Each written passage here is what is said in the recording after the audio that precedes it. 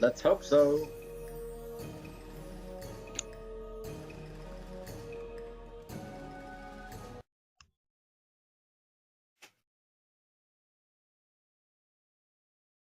Hello. Hello. There we go. Hello. I have re-unmuted myself because I accidentally didn't turn my mic on. Okay. Haha. Alright, so everything should be okay. So let me just load up my sound pad for this week. Let me put on some light wind. Loud light wind. There we go. Whose stomach was that? We could hear that over the mic. Was that your Sam? No? It was No. me. It was my throat, not my stomach. Oh, I thought it was just. It sounded like a tummy rumble, and I was like, "What? Who was that?" All right, so enough messing around. So, a few things I want to say. Thank you for watching, whichever side you're on. YouTube or Twitch, I don't know. I don't know when these will get uploaded. It happens eventually. At some point soon, depending on how things go, we may end up with our first 10 images and album from our amazing artist and player here, Infernal. Thank you. Who we may end up having an album of his artwork put out soon. We shall see. A thank you to Tabletop Audio for the for granting us the ability to use the sound and for constantly updating it and not abandoning it like other games that I've recently been playing and I'm sad about. But anyway, and also thank you to Zenosa for being able to put out the art this week with good time.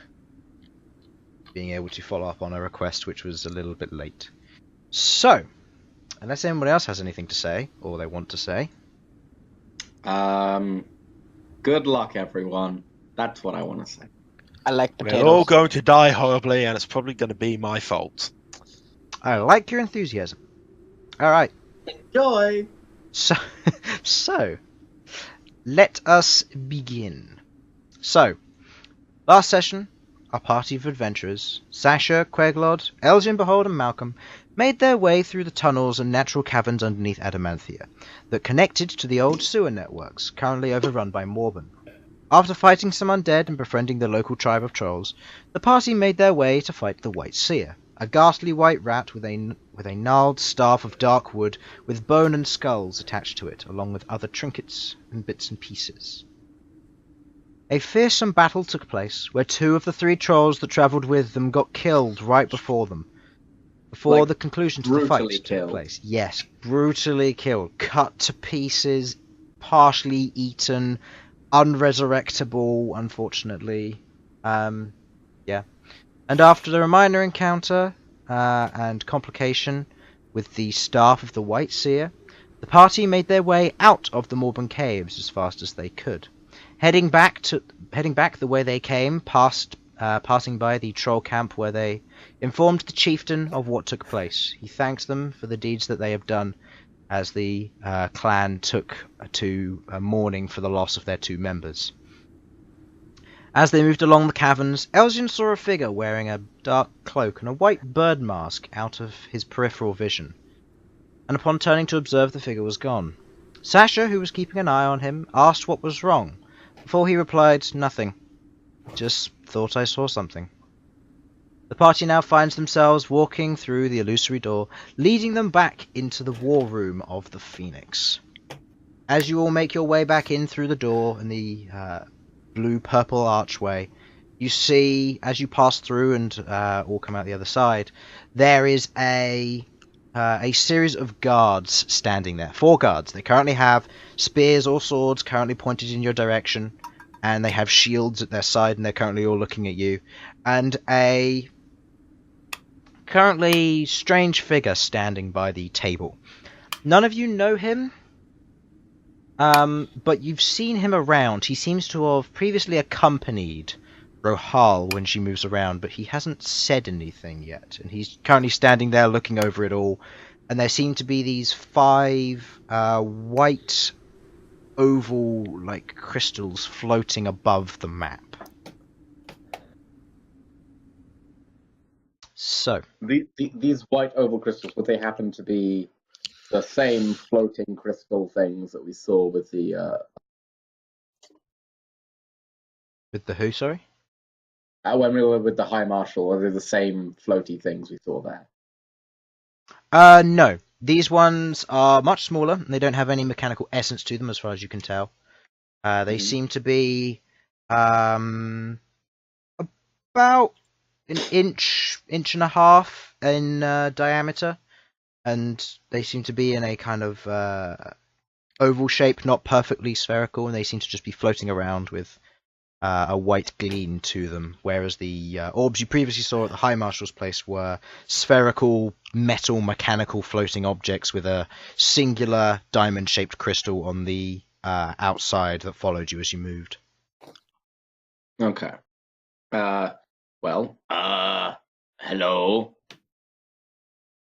State your names.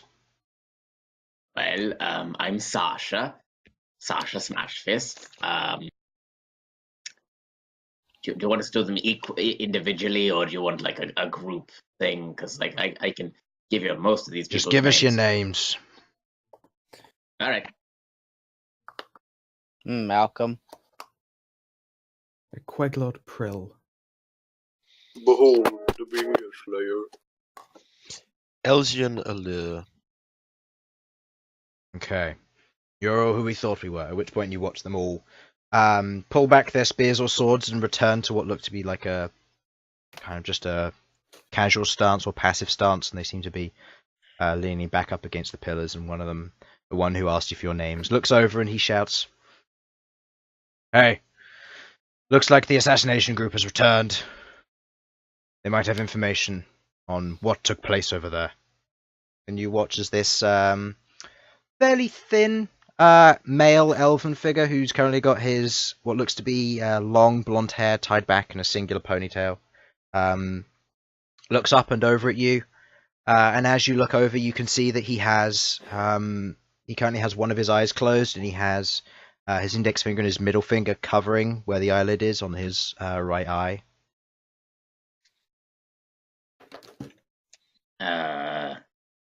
Queglod, do you know what's going on here? Not a clue, I'm afraid. Oh, also, I've got that the robes and cloak of that white seer here. Would you like them?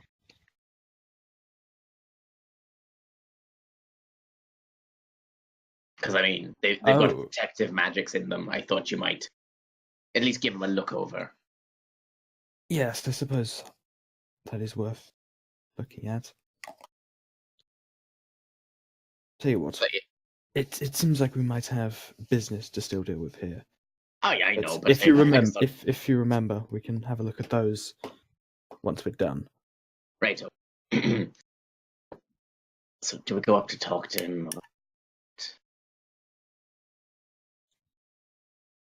Are you saying this to the guard, or? I'm just sort of like doing this as like a whisper, but it's not that much of a whisper. It's sort of like a staged whisper. Yeah. Not like intentionally. I'm just like, what are we doing? I'm very confused. I don't recognize this person. Malcolm, do you know who this is? No. Never seen him before.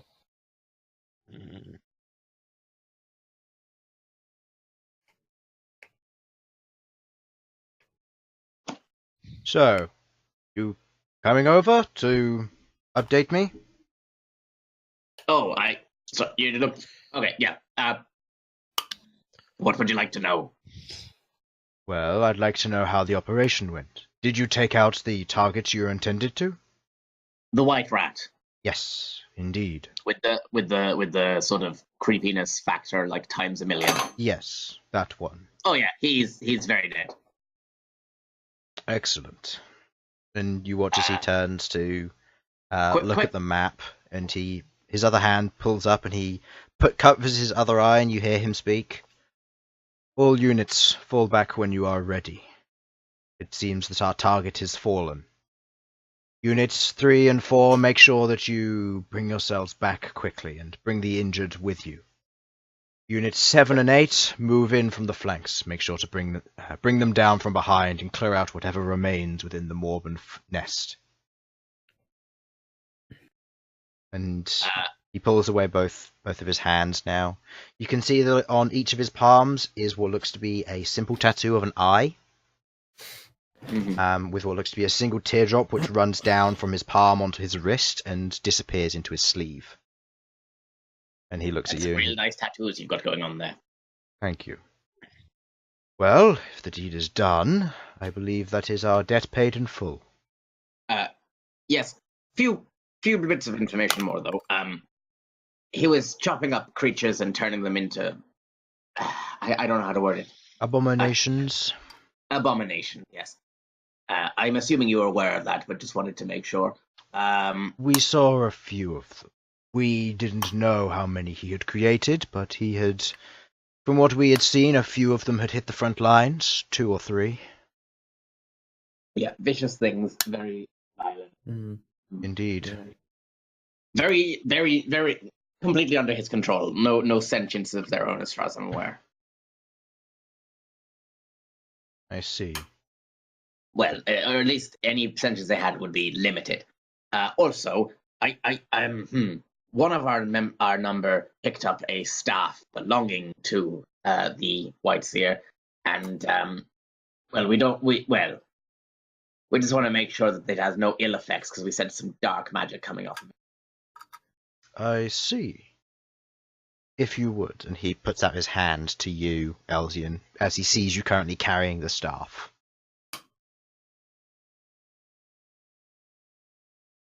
Elsyan? Hello? Hello. There we go.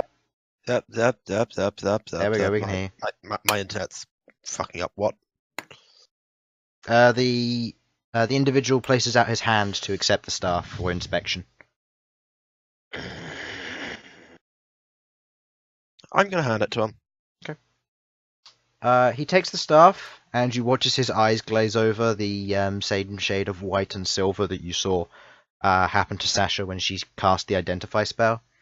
And he looks at it and he examines it, turning it in all aspects. And for the next 2 minutes, you see he continues to examine it in all of its aspects, taking each of the charms on it and skulls and bone that are hanging on by the threads, and pulls them to the side and examines them, taking a closer look. And as he pulls it back, he says, "It's a powerful staff, as far as I can tell. It seems to be a staff of revivification. But other than that, I can sense nothing than the remaining residue from the white rat. It seems to be attuning to its new owner, as it seems." Right, well, that's fair enough. Thank you very much. Yeah. He hands it back to you, Elsyan. Just wanted to make sure it wasn't going to, possess my friend or something of that ilk. Understand. Sasha, you're calling me your friend? Oh, ain't that sweet? It was a slip of the tongue. Shut up. Grumble, grumble, grumble, grumble, grumble, grumble. Fucking dwarf. Fucking elf. It seems nothing has changed over the decades, at the least. And goes back to the table and covers his right eye again with his hand. And you hear him mutter a few breaths through words under his breath. And you watch as he pulls back, and through a series of other portals currently around the room, you watch as different figures emerge from them now. People rushing through. All kinds of members from the Phoenix, all with their orange scarf wrapped around their shoulder or their neck. Excuse me.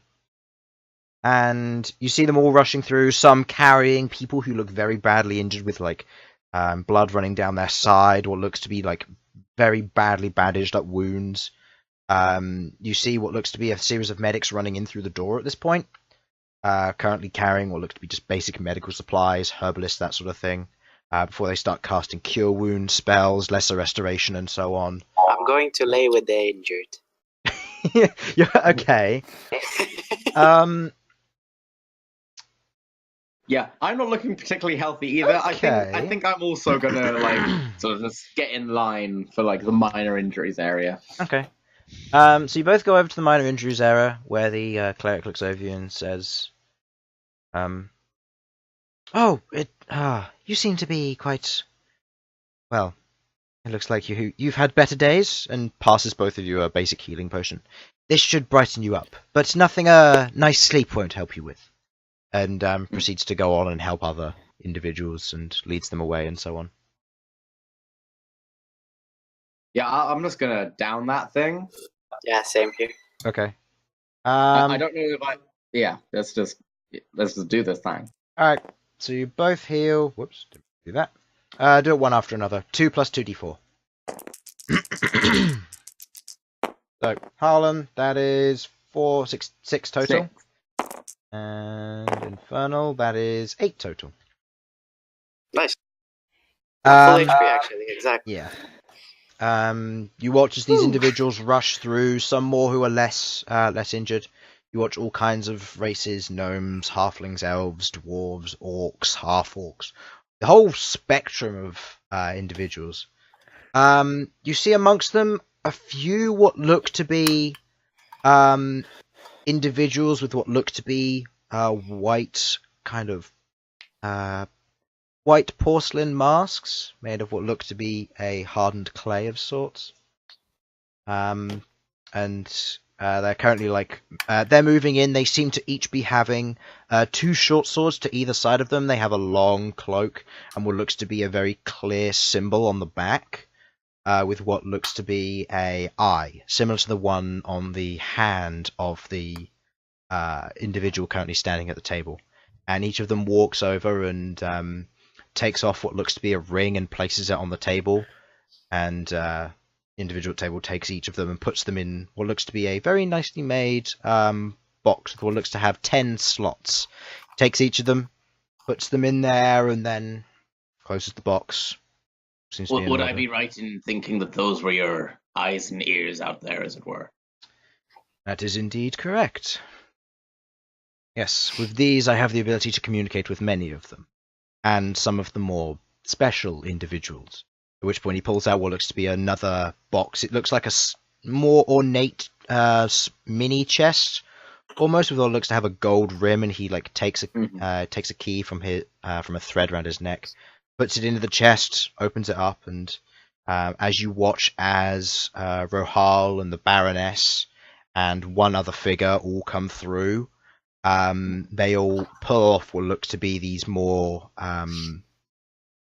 regal rings, and they pass them to him, and he puts each of them in the 3 slots of the chest and closes them and locks it again. And he picks up the chest, clicks his finger on his left hand, and you watch as the chest just disappears in a puff of smoke.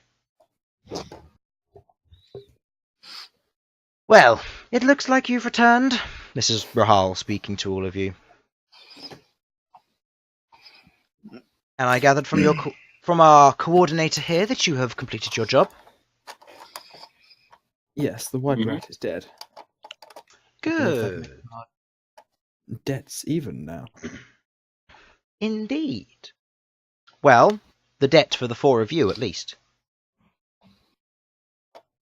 And looking over at Malcom. Yeah.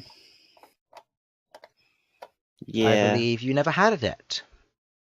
Nope. I am not one to give rewards, but I believe the Baroness wishes to speak with you at some point, whenever you are ready. She spoke highly of you. And turns with a slight grin to her and walks off, seemingly going over and tending the injured herself, casting what looked like basic healing spells. At this point, the flow of individuals has stopped, but there's been a fair few hundred who have moved through this hall, and they've all started filtering out into the courtyard and moving about the underground tunnels.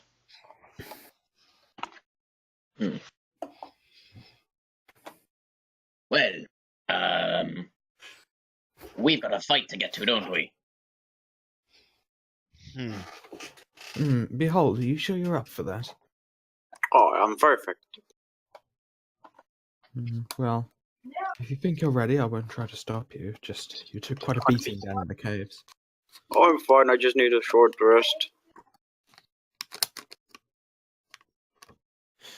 Very I mean, well I'm then. pretty sure we've got like an hour left or something, so Yeah. we can have. Yeah. At this point, as all the events have taken place, you've got a good 50 or 45 minutes or so. Yeah, I say we'll head down to the fighting arena to sort of get ready and have a rest for the fight. Okay. That's what my plan is. Right, come along, Bhold, and I'd imagine anyone else who wants to come along. Okay, so who's going with them? Because you've got maybe another 45 minutes, so you can mingle and then go to the fight if you want. It's about a 5-minute walk. So who wants to go with them now? We have Sasha and we have Behold. I'll go with them. Elsyan will. So If Behold is going, Elsyan and Queglod. Okay. then Queglod. Malcom? No. You four make your way out, Mm-hmm. and you notice that Malcom is staying behind. I We'll assume catch you're you up going. later. Yes. Yes, if you're going to speak to the Baroness, then I'm sure we'll see you later. actually, You guys are just going to the fighting arena, right? Mm-hmm. Yes, Yes. come and join us once you're finished. actually, Malcolm, I will join you. I'll join you to go see the Baroness. Why not? Okay. God damn it, Sam! You're so fucking shady. He's always been shady. Yeah, but now we've got a reason to think he's shady. Apart from that whole neutral evil alignment thing, Yeah, fine. Well- Wait, are you evil? Yes, we had this discussion last time. I know it's just weird. Well, to be honest, all of you guys are shady to Malcolm still, so. Hey, Sasha That is is true. lovely. Sasha's He's a bit odd. shady. Shady. In all What has Sasha done that's shady? Everything. Exactly. you name me one thing they've done. You're just too friendly. There we go. That name's one thing. Alright, so Sasha, Behold, and Queglod all make their way out into the courtyard. As you're moving out, you can see that a large portion of people are either going about their business, taking off what looks to be kind of like combat armor and that sort of thing, and getting into regular attire, and manning up shops again and that sort of thing. And what looks to be a large amount of people just moving around seems to pipe up a bit as you see the people just going about their regular business now, from what looks of it. A few people seem to pull out what look to be like coin purses and going about buying either food or other substances or weapons. And Elsyan and Malcolm, as you're currently there, standing in the main war room where the Baroness seems to be currently tending to a wound on one of her dire wolves. You watch through the remaining portal. You watch as a series of 8 carriers are carrying what looks to be large chests behind them, currently chained up, and with what looks like an arcane lock placed on it. Looks kind of ethereal almost. Placed on the outside of it, and they're carrying it back through. And you watch the coordinator, who currently stand there, puts his right hand over his eye again and says a few things, and you hear him say something along the lines of, Squad 7 has returned, Squad 8, please report soon.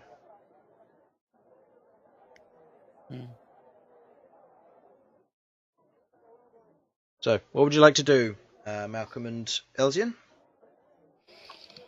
I was just gonna talk to the Baroness. And Elsyan would like to also meet the Baroness as well. Okay. So, you both walk over to the Baroness. She's currently there. You see her. She's currently casting what looks to be a Cure Wounds spell and Lesser Restoration on one of the dire wolves. And she seems to be stroking him and making sure that he's okay. You recognize this one as Rage out of the two of them. and seems to have what looks to be a rather nasty gash from some form of a sword or slashing weapon. And she's just there, tending his wounds.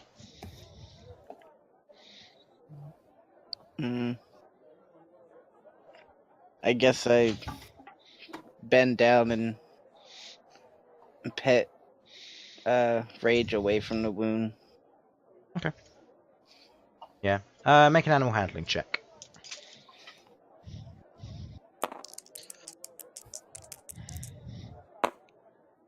Yeah. You stroke Rage and preoccupy him. His tail wags a bit, and Fury seems to wander over and nuzzle up to you, and they both begin being friendly, licking and nuzzling, that sort of thing. And you watch the Baroness soothes over the wound, and you watch it close, and the blood seems to stop, and just seems to be like a little bit of dried blood on the outside of it, and the fur seems to cover the majority of where the wound once was.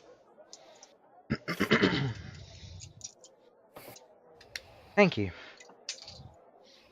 So, I hear that you have completed your mission. Well done. Thank you. Now, as you are not repaying a debt, I thought I'd give you and your compatriots a minor reward on my part. Something that will help you fulfill my other request. Anything that'll help. Wait here a moment. And she seems to walk off into the over to a section of the wall where she holds up what looks to be a another one of the warp stones, but this one seems to have some form of inscribing on the front of it. She holds it up, places it on the wall, and you see this door open, and she opens the door and goes through. Door closes behind and seals off as a section of stone again. About 5 minutes pass, and she comes back out. And she walks over to you, and she seems to be carrying 3 objects with her. So, which one of these would you like? And she holds before you what looks to be a relatively large sack, about the size of a football or so. So you're looking at maybe 3/4 of a foot across, maybe a foot across. And she holds this bag out to you. It seems to be a just a regular kind of sack with a kind of a golden thread that ties it off, with some form of like basic inscriptions along the outside of it, which have been sewn into the sack itself. In her right hand, she holds what looks to be a smaller sack, but looks like it's filled with something that looks like it could be gold or something similar. And on her other hand, she holds what looks to be a singular statuette. Now, you recognize these. These are like the griffins you saw before. But this one is jade in make and is of a serpent. And she holds it out in her right hand, and the other 2 bags in her left. So, what would you like?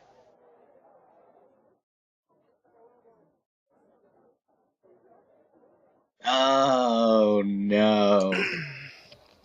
It's I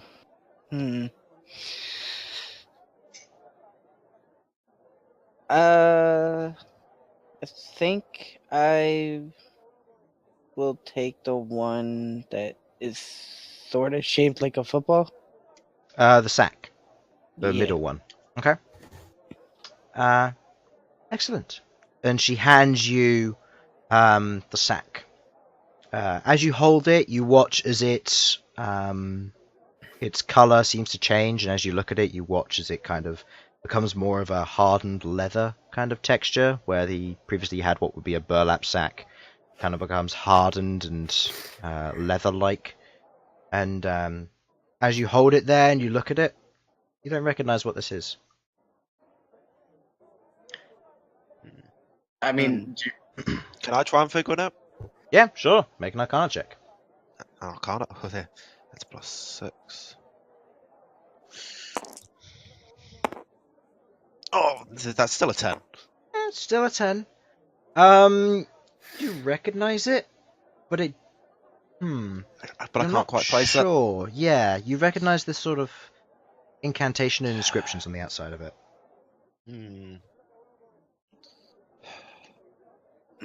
It's not a 38 though, Chris. What It's is not a it? 38.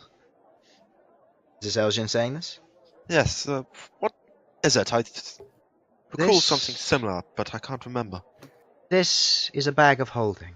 It will help you Oh. carry many things inside of it. Oh.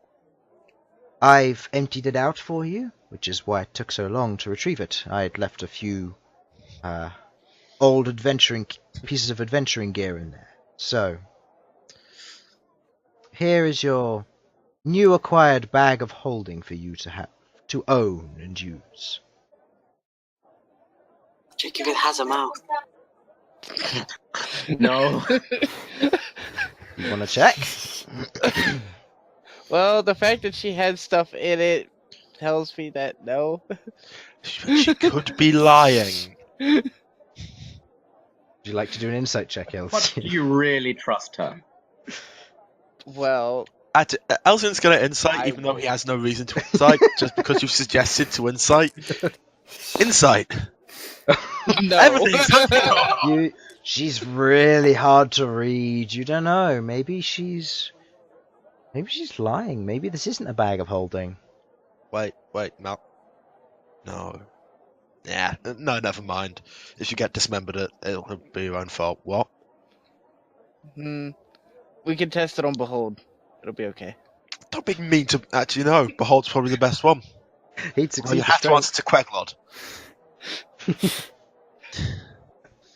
Actually, Sasha. We should do it on Sasha, just because that dumb dwarf probably deserves it. I don't know Why about don't Sasha. you like me? You can't hear me!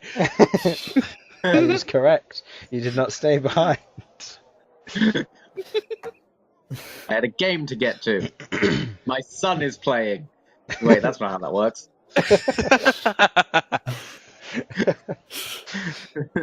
Alright. So, this is your reward. I hope you like it. And I hope it helps. Well, I believe you have something else that you wish to attend to. We should probably get to Behold's fight. He's fairly successful. I reckon if you bet on him again, he'll probably win. You go ahead. I have one more thing to talk to her about. You sure? Yeah. Fair. Fine. And Elsyan's gonna walk out. Okay. Head on his merry way. As you head out, you can see the chaos which was the influx of people seems to have calmed down and seems to be out about its very merry business, moving around and that sort of thing. Quite a lot of people seem to be getting drinks over in the cafeteria on the left of where you've just come out.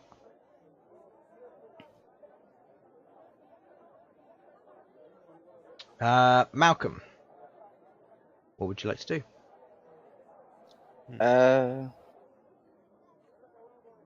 I wanted to ask her about the And go ahead and do little- so. I was wondering if you could give me a little bit more information about the favor I'm supposed to do for you. Well, other than the fact that you have to find the said individual, just let him know that his sister is looking for him. Dun, dun, So dun. I'm just leaving a message. As it were, yes.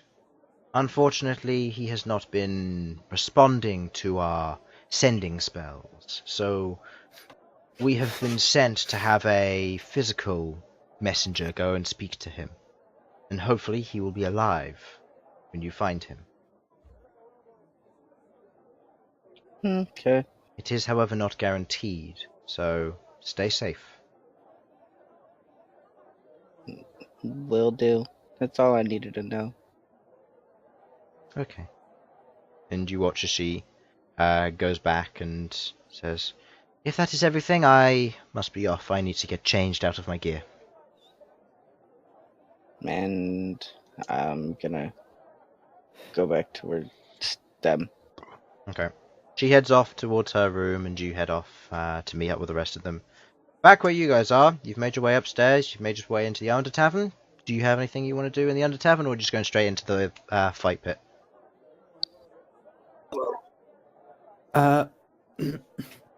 No, I'm just going to pass straight through the Under Tavern. Just wave to the barkeeper as we get past. Yeah. As you look over and wave, he rushes over and goes, "I hear the big guy's gone and challenged Tiny. Is that true?" Yep. Interesting. I might watch that What fight. do you reckon the odds are? Giving Tiny's reputation. I've seen the fights previously, and I've heard about them from a lot of people and said that you beat Cannibal, which is a feat in itself. But Tiny's a different story. Tiny's much like you, but more refined. Seems to She be... just roasted you. Huh? He just roasted Sasha. No. No. roasted you. Yeah, he's roasting Talking you. about you, I think. Yeah, he's talking Yeah, about... He's glancing over and pointing at Bhold when he says this, and just goes, "Look like you, Bhold, but more well refined. He's a little bit more used to his tricks of the trade. They say he fairly fails at what he does. It's a very powerful individual. But be careful, his strikes are heavy. He's got a good well-built piece of muscle." What was that? Does he use magic? You could call it that, yeah. Oh, Magic's a lad, because usually it means that the spellcaster is vulnerable while doing so, and you can close the distance. Meaning that fist fighting is generally rather preferable for the fist fighters themselves. He's been here a while, and he's more refined with this sort of living and lifestyle, shall we say. okay.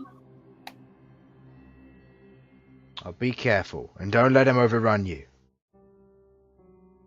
Gives you a nod. Okay. I head up into the thing. You start making your way off to the pit, and as you reach the pit, you can see what looks to be there's a current fight taking place between what looks to be a fairly large orc and another human. They both seem to be duking it out in a rather intense fist fight. There's a small cheering crowd, and you can see the old man currently sat on the other side with what looks to be a series of bets and pieces of card. You watch as the fight takes place, and another set come in. There are bets made and fights won and lost. And all of you have made it into the fight pit at this point, unless any of you wanted to do anything on your journey there. Nope. Nope. The betting is in the fight pit, right? Yes. Yeah. Cool. And you watch as he goes, "Well, it seems one of our old competitors and old favourites has turned up now. So, Bhold, I believe we have a match between you and Tiny, one of our crowd favourites. This is a 2 for 2. See how things are going. See if you can hold up your streak, Bhold. Oh, I'll try my best. Good. That's what we like to see. So, fighters, if you'd like to enter the ring, and you watch as Tiny parts the crowd. He's a lot shorter than everybody, and you didn't see him amongst the crowd, and he just parts through the crowd, just jumps into the fighting pit. Can I make my bet now? You coming down, big guy? You want to place bets? Shut up. Come over and give me your bets. I jumped down as well. I would like to bet 50 gold pieces on Tiny. Okay. I would like to do an intimidation check against Sasha. Ooh, okay. I'll allow this. Okay. Would that be a wisdom Nope. saving throw? That would be a wisdom saving throw, please. I've already beaten it. What do you mean? You don't know what Behold's intimidation score is? +4. Oh, so close. Yeah, how much did you bet against Behold? A 50. 50 gold pieces against. Alright, anybody else Yeah, betting? quick question. Quick question. Can I swap my silver pieces into gold pieces quickly? Yeah, go ahead. We'll say for the sake of this that you had it in silver pieces. I will be betting 10 gold pieces on Behold. The minimum is 15. Oh, I'll do 15 then. Okay. Just as a, Hey. just as a And to clarify, I can't put now another amount on for Behold, can I? You can make a deception check to try and do so. No, my deception is not good enough for that. Are you sure you don't want to do it? You put up a hat and go again. You roll high enough, Harlan, you can do anything. Exactly. Alright, Yeah, but I'm not going to roll high enough. And my Malcom and character is Elsyan, are you lying. betting? Elsyan will be betting against Bhold. How much? Oh, 20. 20 gold pieces. Do I see him betting against me? I'm gonna say at this point you're preparing to jump in the pit. And Malcolm? Are you betting? No, I'm nowhere near the betting table. Alright. What do you mean you're there? I'm sitting on the opposite side of the room. Oh, okay, so you're not gonna bet. Alright. No. Behold! Not a betting man. Yes. Would you like to bet on yourself? No, I'm not. Are you sure? Yes. Even he's not sure. He's like, I'm not gonna win this. I ain't betting my money. Alright, no bet then. This is a The battle. disadvantage on my side. I don't have my super defense. What do you mean? You have your rage. Yeah, well, rage. I don't have my defense thing. Oh, you don't have Stone's Stone's Endurance. Endurance. Oh yeah, I need that's to a have long rest point. for that. That's gonna make things interesting. Okay, so Yeah, that's why I asked. okay, you watch a large portion of people seem to be cheering it on, and he looks over it and he goes, "Heh. Well, shall we begin?" Give me initiative roll, please. Behold. Combat has commenced. He rolled an. Oh, no. Oh, okay. Well, I thought my roll was bad. Never mind. He's going first. Oh boy. This is gonna go Looks like we well. were making some bank, Sasha. Okay. I should have bet more. All right. You.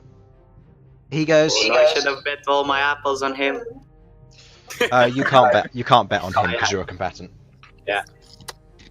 Yeah, that would be a tad shady. Well, you aren't going to make the first move, and you watch as he rushes over to you, and he has his hand in a fist, and he goes to make a strike at your right thigh. That is, I don't think that hits. That's an 8 to hit. No. No. Get the fuck out of He here, goes- little midget. He goes to strike at your. He goes to strike at your leg. Nothing seems to happen, and he looks at you and goes, tough, I see. And he takes a few side steps, moving around, and now he's going to end his turn there. Is that all you got, little midget? Oh no! I bounce at him and punch like a fucking truck. Okay. Alright, I think that To hits. clarify, Yeah. Sasha is now even more happy that. Yeah, that that's they also bet. rage, by the way. I raged. You're raged? Well, Alright. Alright. So that's how much? It's 20. Okay, so 20, that hits. Alright, roll me a d4. Well, d2 technically, because you haven't got. I think that's 1 plus whatever your Plus modifier. 6. That's 7. Okay. Yep. You watch as you land a good hit, punching him over the head. He spits a single, what looks to be a part of a tooth out. This is what I like to see. At which point, you watch on his turn, he looks up at you, his eyes are dark red, and he's going to go into a frenzied rage. Oh shit. Oh no. And Oh, I would shit. like you to make a dexterity saving throw, please. What's that? Whoa. Oh, you get advantage on dexterity saving throws because you're danger sense. Oh yeah, that's true. Just to remind you. Oh no. Nope, doesn't matter. Uh, Okay, you take. What's my dex mods? Let me see. Yeah. Let's see what you got for your dexterity saving throw. That's a plus 2, so 9. 9. Nope, that doesn't save. And you watch as he goes into a rage. He he clenches both of his fists, and you watch as lightning shoots up the outside of his arms and through into his hair, and it strikes out at you, dealing 3 points of lightning damage. And he begins to float ever so slightly off of the floor. Oh, before I'm he's so going. Chris. excited. Chris, just one question. Has this guy gone Super Saiyan by any Yes. chance? Effectively, yeah. Effectively, yeah. And he is going to make a. Do I want to do this reckless? I mean, he already went in a frenzy rage. Oh no. Mm, Wait, that means oh fuck. Yeah, that means he gets 2 attacks versus your 1. Yeah, I fucked up. Yeah. No, he's going to just do a regular attack because he doesn't want to give you advantage. His AC is higher than yours. Okay, that is a 19 to hit. Yeah, that hits. Alright, you take, because of his frenzied rage, that is a +2 because of his level, so that is 2 plus 5, so you take 7 points of bludgeoning damage, halved, which is 3. And then he's going to strike you again with his bonus action. Come on, didn't he already use his lightning stuff? Oh no, that's true, yes, he frenzied raged. Yeah. So yeah, no, he doesn't get the bonus attack. It would have hit, but he doesn't get it because of what you said. So he strikes you across your thigh with his right hand again, and you watch as the lightning just arcs off and strikes a portion of you. You see the portion of skin where it is has gone slightly black, where the very thin lightning tether has just struck you on the inside of your thigh, just parallel of where his punch landed. Bring it on, big guy. And he's going to slide in between your legs and move round behind you. Alright, I stand up, crack my Anyone neck a else little thinking that bit. Bhold isn't going to have the best of times here? Alright, I crack my neck a little bit, turn around, and just charge straight up full speed. Oh, also I was wrong. It's not a frenzied rage. It is just a regular rage. My bad. Oh, my bad. I forgot. Oh, I see. I And wrote. he wouldn't have gotten no. the second attack anyway. Yeah, he wouldn't have gotten the second attack anyway. So yeah, it was just as well. That's 18 to hit. Okay, that I hits. know what this guy is then. Yeah, he's not a berserker. I'll tell you that much. So that is a 3. So Yeah, half of that, which will be a 2. So that is 2 2 plus plus 6, 8. 8 points of damage, halved. So that's down to 4. Okay. All right. Oh no, this is all gonna be halved, fuck. Yeah, exactly. Make a dexterity saving throw, please. As another tendril of lightning flies out at you. You have advantage on these. What is your mod? It's +2, right? Plus 2. Yeah. So that's a... Okay, so you succeed and you take half damage from this, so you take 2 points of lightning damage as he's going to go and try and strike you again with a single attack. That is a 20 total. That hits. Hits, which is a... Oh, it's running low. 1 plus 5, that's 6 points of bludgeoning damage, halved down to 3, plus 2 points of lightning damage. Okay, I already did the 2 points. As he goes to strike at you. And I would like you to make me a strength saving throw, please. And he is going to attempt to make an athletics check against this. I don't He have, succeeds. I don't have... You have advantage because you I are have- raging. Ah, Yes, oh because yeah, you are that's raging. Okay. That's No. 11. You're watching from the sidelines as he goes to strike the inside of the back of your knee. You watch as the lightning tether like strikes out at your other knee, and you go down on both knees before he like grabs your shoulder, pulls himself up, and begins headlocking you with both of his legs, and he's covering your eyes with his arms. You are currently grappled. How the fuck can you reach both my legs and my arms? No, he's got his my legs neck. round your neck, and he's got his arms round your eyes. Ah. So it is your turn. If you make an attack against him, you have disadvantage, and you can attempt to break out with as my bonus action. You can attempt to break free as a bonus action. However, it will require an athletics check versus his athletics check, and failing to do so will maintain the effect. That is a 4. You have advantage No, I because of didn't roll. raging. What? I just moved the dice. Oh, okay. I didn't roll. Then roll because you have advantage on these because so that's 19, 16. That's a 25. Okay, he has advantage because he is raging. Okay, so he did not make it. So you just reach up, grab him. Did you say anything? Get off me, you little shit. Grab him. You pull him over. If you'd like to give me an attack roll, you go and swing him down to the ground. What's that? That's a 14. That does not hit. Oh. As you go to swing down, he spins his body round, landing on the back of his feet and pulling him, loosening his grip from you before pulling himself around. And he is going to go into another strike with this. And I'd like you to make a dex saving throw at the same time, please. Fucking. That is a 10. Advantage. that is a That's a 20 total. 20 total. Yeah, you succeed on that, but you still take half lightning damage, which is 1 point of lightning damage this time. That is because of proficiency, that is a 13 to hit. Does that hit you? Nope. Nope. Okay. You watch as he goes to swing. He swings wide. You move out of the way, and as you do, the small lightning shock just travels past you, and a little bit of it licks the side of your leg before it travels past, and he like stumbles round, moving around the back of your legs and out of sight again. Fucking lightning! I jump up and smash into him. Alright, so wait, so you're gonna do like the kind of jumping up and elbowing down on him? Yeah. Alright, Oh, that hits. I think that hits. As you swing up and you do like a drop slam with your elbow, it cracks into the back, into his shoulders, doing a total of 8 points of damage. Yep. Halved is only 4. As you strike the back of his shoulders and neck. I'm going to say for this that you have him grappled to the ground because of his current situation. So he's currently on the ground, he's grappled, and on his turn he's going to... Yeah. It's athletics, right? Yeah, it is. So he's going to try and break out of it. He has advantage because... Okay, I need you to roll, but I'm going to tell you now he rolled a natural 20. So you either need to roll a natural 20 and thus... Nope. Ah, close. Okay.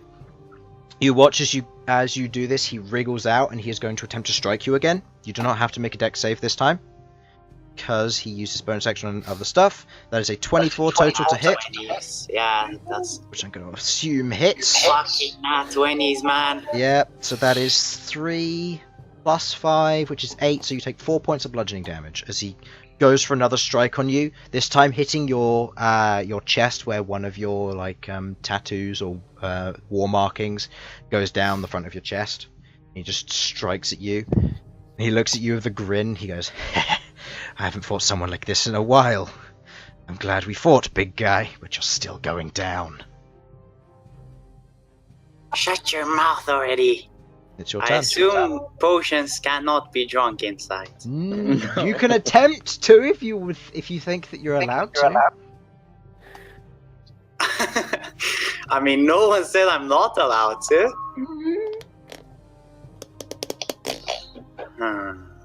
I'm going to punch him first. Okay. I'm going to wait. So how is he standing? Describe this to me. He just swung at you. He's crouched a little bit. In a fairly- Like straight under me. Yeah. So where you like did a slam down with your elbow a little bit to your back, he then rushed out and struck you as you were kind of like, kind of half prone almost. Strike, and you struck down with your elbow. So yeah, he's under you at this point. Alright, so I'm gonna like do the thing where you you cross your hands together, right? Into a big fist. Oh, right. Oh like yeah, that. I know what you mean. Yeah. And just smash down. Yeah, where you Yeah, clasp maybe your some- hands together and you bring them overhead and slam it down. 16. Okay, that hits. Go ahead and roll your damage. That is a 2. Another so 8, that's so 4. Another 4 points of damage. Okay. And As you slam I'm gonna down on drink him. my potion. Okay, as you pull out the potion, you watch as there's like this click of the fingers and the old man says, I know you're not the best at hearing, so I'll give you this one. And he like pulls, as you watch the potion like fly towards him and he grabs it. I'll give you this back afterwards. And he puts it down to his side. Oh. Okay. Excellent. I step back then and my turn. Alright. Do the blocking boxing stance. Okay, so do you step back? Yeah, I step Th- back. this Oh will- no. Like put my hand. Yeah, okay, you take like leg one step back, like Yeah, rather put than a my few leg back and steps. just Yeah. prepare to defend. Yeah, okay. Okay, I'd like you to make me a dexterity saving throw again, please. And he's going to attack as well. Okay. You rolled a natural 1, however, he is a halfling. So, he gets to reroll ones. That brings that to a 12. Does that hit? No, it doesn't, and I rolled a 12 for the dex saving throw. Okay, that's not enough. You take 5 points of lightning damage as another strikes out at you, and this time... Yeah. It's d6 lightning damage and you failed the save, so it's not halved. You watch out as this lightning like tethers off of him as he goes to strike you. It goes to like swipe at your neck, but you move back, putting your arms in the way. And as you do, the lightning strikes out and travels down your hands. You can feel the shock travel through you. Alright, I'm not gonna say I have too much health. It's my turn, so I'm going to make my revenge attack. That's a 15. Doesn't hit. What? You go to swing, ducks out of the way, and it arcs over the top as you do so. And he is now going to try and strike you again. Make another dexterity saving throw, please. It does damage anyway, right? What? Even if I save, right? Yeah. Well, I fall down, I have 1 HP. Oh, just as well. It does 1 damage of lightning damage. So, and he rolled a 1 on his attack. So actually, this could matter because he rolled a 1 on his attack if he rolls another 1, which he didn't. Okay. He swings down. He swings through at you, punching you in the gut, and there's this shock that runs through you, and you feel your muscles tense up now as the rage begins to subside. Your body's not able to keep up, and he takes a few steps back, going, "That was a good fight." You had me worried for a second there. A little bit longer and you might have been able to make me fall before you. And you have a minor blackout and you like fall to the ground face first. Combat Alright, is how over. much HP is he on? 16. What? Alright, so he had like He had 35 he had HP. you guessed exactly it. He has 35 HP and 16 AC. Yeah, I assumed the 16 hit and then 15 doesn't. Yeah. Oh, that nat 20 fucked me. Funny that. Wait, when did he roll on that 20? On the fucking, when I had him down with my elbow. Oh, right, when he wriggled out. Yeah, I was just thinking, like, I didn't do double damage. I don't remember doing that. You would have If defeated he you earlier. failed that, I could have maybe done it. Alright, so. As you're all standing around, currently, nothing's happening. And there seems to be, like, a light cheer from the local crowd. As as they go like, yeah! There's like sobs of people who have lost a little bit of money. Sasha, you make 100 gold pieces. Queglod, you lose 15. Nice. Elsyan, you Yeah. make 40 total, so you gain another 20 if you haven't reduced it. Okay. And so- Sasha, you gain a 50 technically if you haven't removed the money. I know. I wouldn't.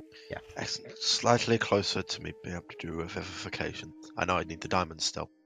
You can convert But them you into can buy a diamonds. diamond. Yes, I know I can convert them into diamonds.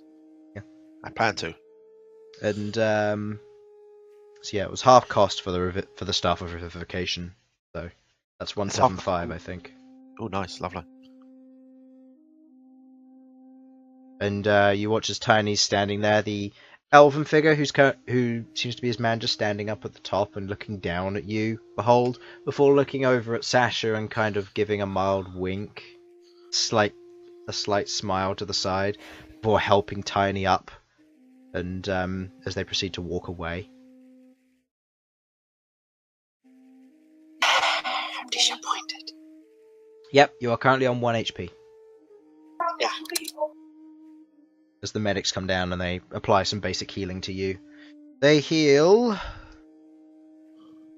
you by 14 points of health.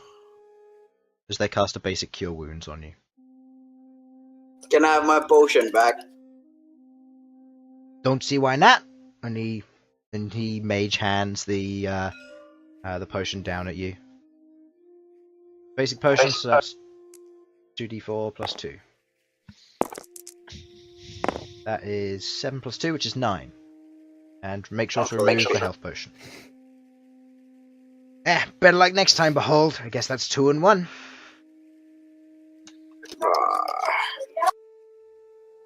I'm sad now. Oh, I'm so sorry, Behold. I really thought you were gonna win. You was Shut up, Sasha. I mean, so, Behold, I thought you had him there for a moment. Yeah, you'll get him next time. You're doing very well. Yeah, to clarify, you don't know that I bet against you, so you. No, you- he knows you bet against him. Doesn't know I But did. he doesn't know Elsyan did. Wait. How would he know I bet against him? Because he was there. He He tried intimidated to- you. Tried to when intimidate you, remember? Oh, I didn't think he knew about it. I was just. Am I still raging? No, you're not. You've fallen unconscious, so unfortunately not. Mhm. Okay. Alright, where are we going next? Honestly, I think bed. It's like I think that's a good idea. it's still like 6 though, isn't it? 6 in the evening. You can basically stick around and do some basic betting if you would like on random figures. Mm. No. I'm mad, so I'm gonna stay and watch. Okay. Maybe he has another fight. I've got cash to burn now. I'm just gonna go to bed. Okay. You head off to bed, getting an early night.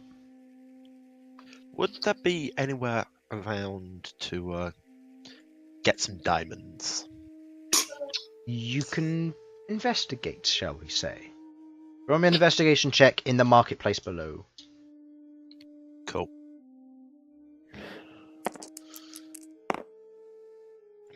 Okay. Wait, Looking around, you can't see any merchants that sell diamonds. Do, however, see one individual, cloaked, fairly shady. A few people are walking away a bit displeased. And he seems to have 3 cups in front of him. And he seems to have a diamond on the table, which he seems to be like twiddling back and forth between his fingers. You can tell from this distance it's maybe worth 50 gold pieces. It's a small diamond. It's not worth much. Can I insight the guy? Go ahead. Oh, whoops, wrong. Ignore Fine. the purple. I'll just take this one. They're both the 16. same anyway. Ah, funny. yeah. That's 20. Okay.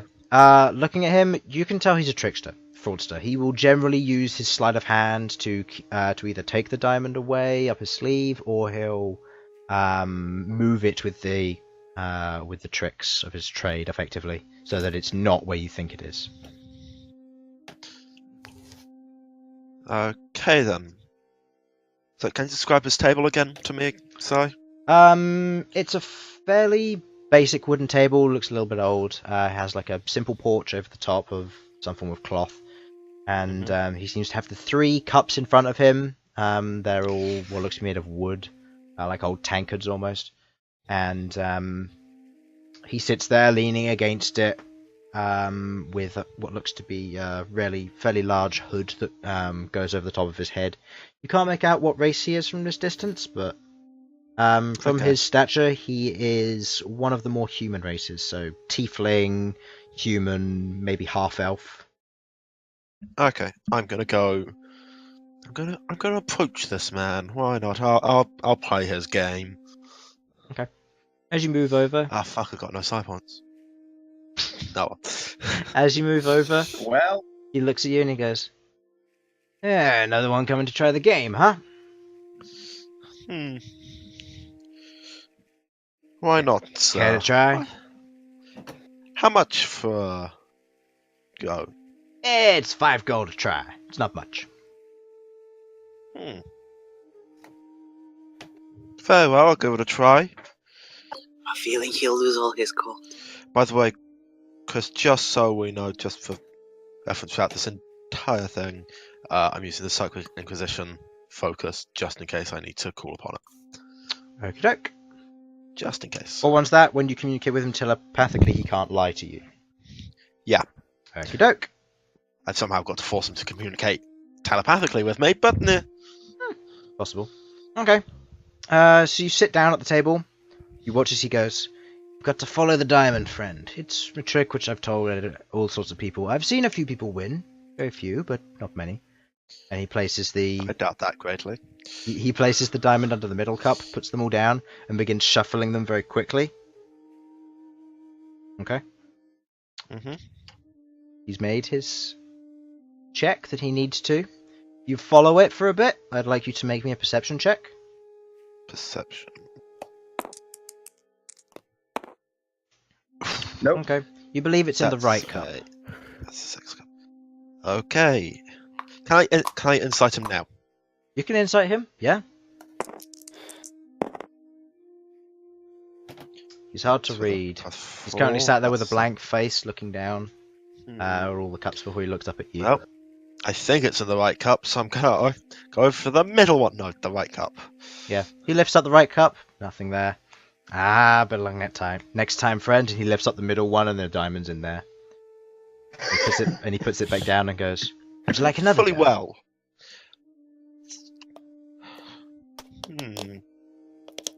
Sure, I'll have another go.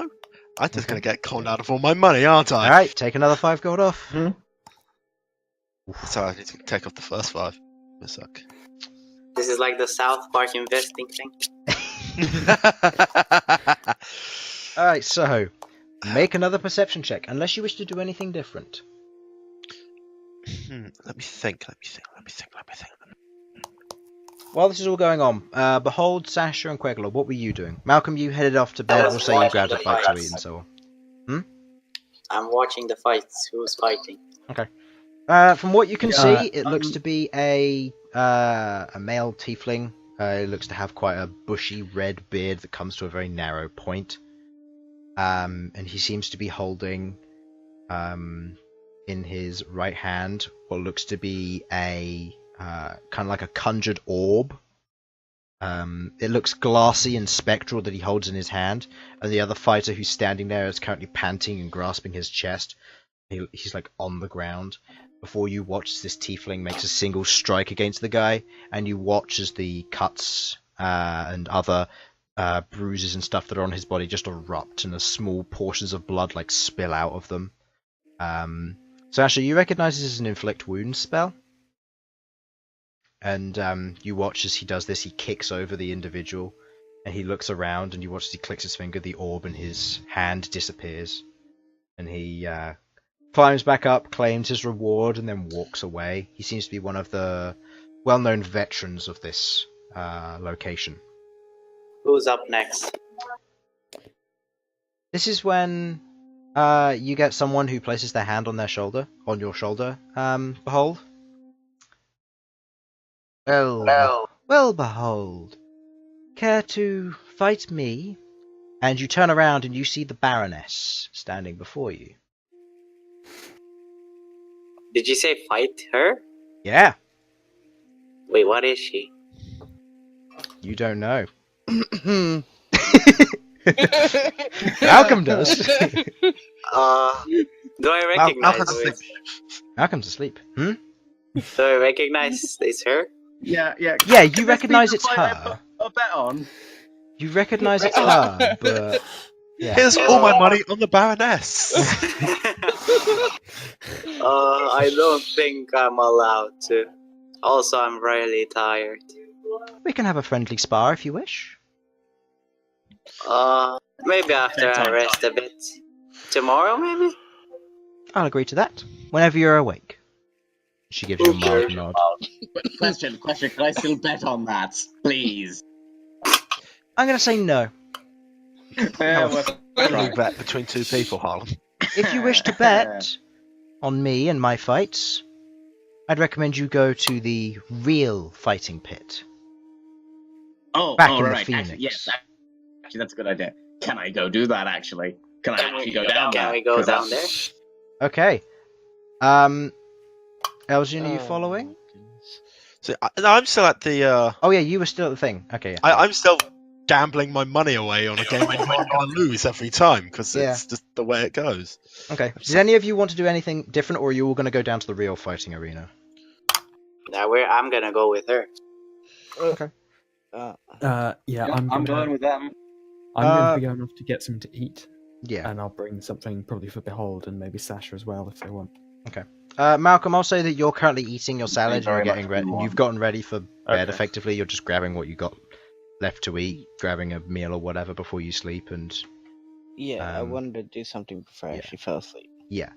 And as you're walking along, or as you're sitting there eating away, you watch as Queglod walks up to the food canteen area, as the rest of you all make your way into the main area. And you've been watching Elsyan gamble his money away now. What would you like to do, Elsyan? Well, I can't surely miss what's happening a second time, can I? Sure. Better get a 20, otherwise all my money's just going down the drain. Maybe try and read his mind. What's your Just with perception? let me double check.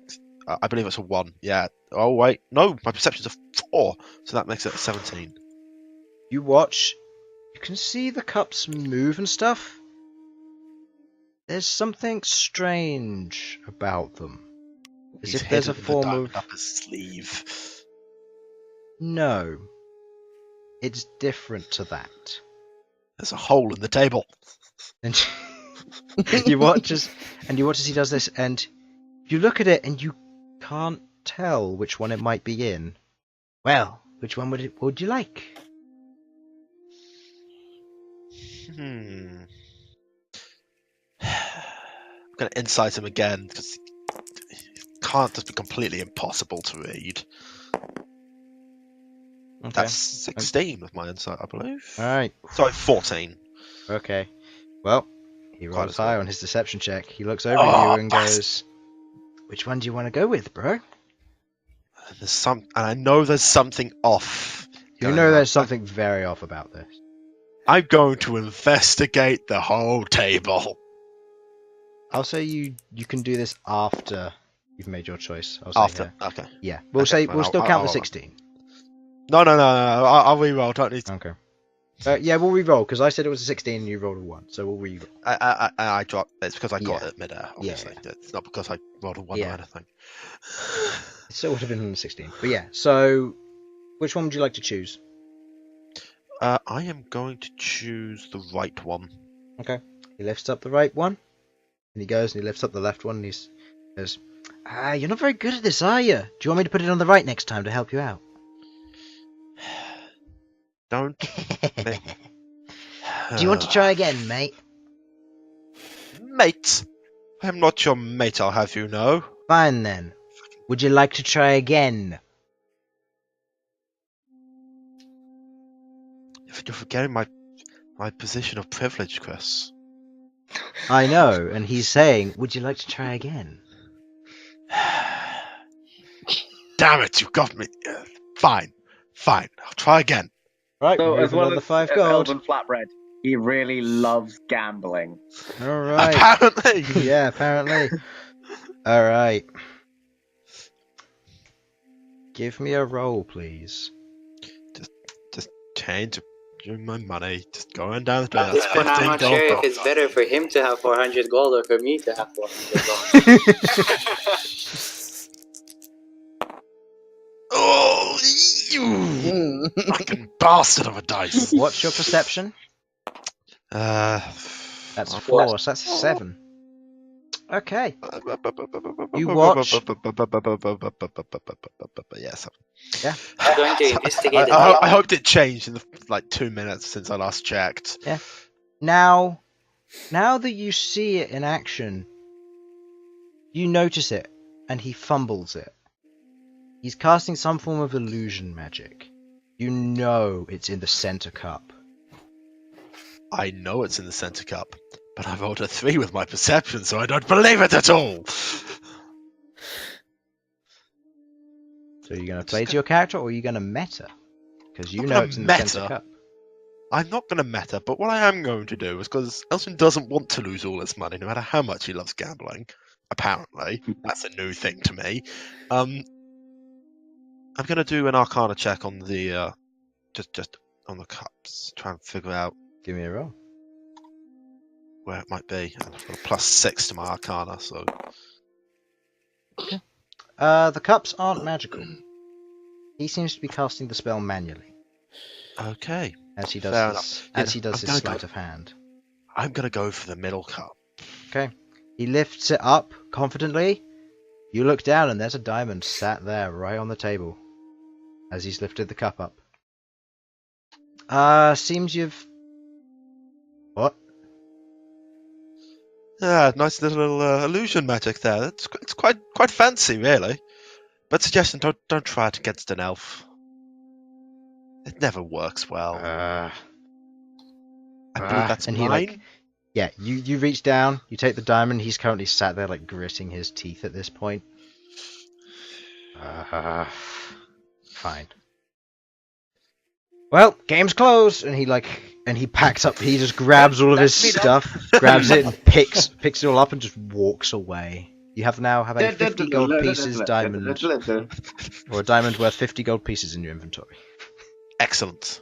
You rolled a natural 1. What can I say? Yeah. Oh, that's beautiful. Oh, I was like, if he rolls anything but a 1, he knows where it is. okay. So I've got a 50 gold piece. Diamond in your inventory, yeah. Alright, so. Queglod, you go and buy some food. I'll say that it costs you 7 silver pieces or something. Sure. And you take Yeah, it over. who am I going Malcom? for me, yeah. Malcom? Yeah, it was you, Bhold, and Me, Bhold, Sasha. and Sasha. Yeah, you buy some basic stuff, you buy drinks, Yeah, and you ask if you could take I'll them get away. something. Yeah, I'll get something a little heartier for Behold since he's been. And barkeeper or the person behind there goes, you can take the plates and the mugs away if you wish. Just bring them back. Don't worry. I've I'll seen bring your them for you face, so if before I you don't leave. get them back, you'll be in trouble. At which point she pulls up a kitchen knife and is thumbing the end of it. I don't like the Well, we idea have to of come here and sleep, so... I'm just gonna give her a silently one raised eyebrow and just walk away with the food. Okay. You walk away, and Malcom, you see Queglod at this point carrying food and seems to be walking out of the canteen. All right. Did you want I'll to do try anything, and Malcom? yeah, I'll try and catch up with Malcom. Actually, Did you want to do anything to the whole? You've seen them walking away with the food. No. Okay. Were you doing anything, Queglod? If I've seen Malcom, I'll try and catch up with him quickly. Yeah, you've seen Malcom. He seems to be sat there with what looks like a plate of 3 chopped apples and what looks to be that red-coloured blood fruit juice on the side in a glass. Blood juice. Blood juice, indeed. Blood. Yeah. Blood. Blood. Blood fruit juice, yes. So, Malcolm, I assume you're planning to get an early night tonight. Yeah, I was going to. That's good. We'll have to meet up tomorrow to discuss what we're going to be doing next. Yeah, I thought it was best to get to sleep early. Besides, I need a rest. I'm still a little bit hurt from that fight with the rat. That is understandable. You are feeling okay, right? Only it was very filthy down there. Have to be careful of infection and disease in these sorts of dens of grime. I'm feeling alright now. That's good.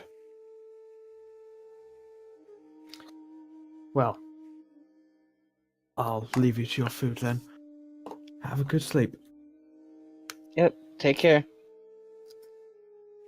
Right, and with that, I'm going to walk off Uh, and rejoin Behold and Sasha. okay. You make your way over, meeting up with the rest of them. You two are currently standing there within this room. It looks like it has a basic stone walkway around the outside and kind of a spherical pattern, similar to the regular fighting pit, but a little bit more well-worn. You can see that inside the pit there are a series of spikes on the top layer, stopping people from climbing out. And you can see that there are grates and there's a metal grid around the outside with a series of gates on either side. And there's what looks to be a ladder that's placed to the side, similar to the regular fighting pit. It's a lot larger than the regular fighting pit that you've been fighting in.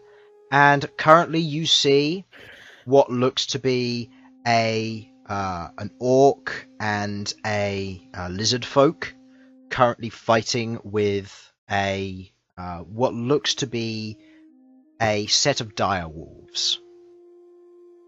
And you all recognize these just from the basics, from what you've seen of them. You believe these to be the Baroness's dire wolves, and they seem to be winning. They're just slashing away, biting away, gnarling and striking, and the...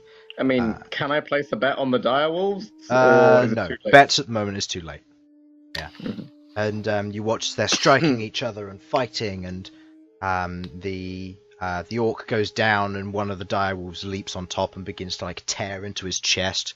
You watch the chunk of flesh is pulled off, and the direwolf throws it to the side before barreling down on the orc's neck. You watch as the orc immediately raises his hands. The direwolf steps off of him before looking at the lizard folk, who's currently standing there on his own with what looks to be some form of a club in his right hand and a shield in his left, currently pinned by the other direwolf to the wall.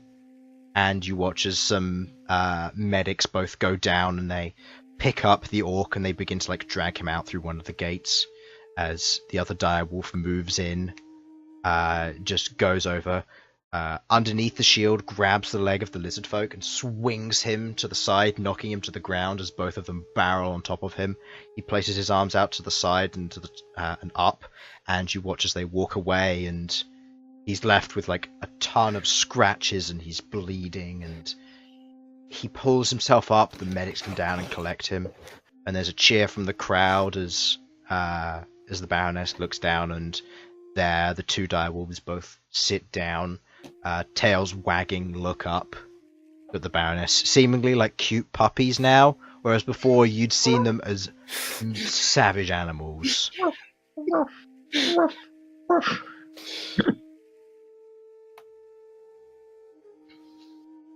They're utterly adorable. Yeah, they are utterly adorable. And the Baroness looks down and says, "Well done, you two," and kind of pats upwards, and you watch as a ladder is put down, and the direwolves try their best to try and climb it, scrambling a bit and kind of trying to step up on each of the rungs, occasionally missing and falling back down, knocking the other one over, and there's two of them seem to be play fighting in the arena. before someone realizes and opens up the gate on the other side. They both rush out and appear out of a door on the other side, where they both rush through, and they both tackle the Baroness to the ground at this point after running through the crowd.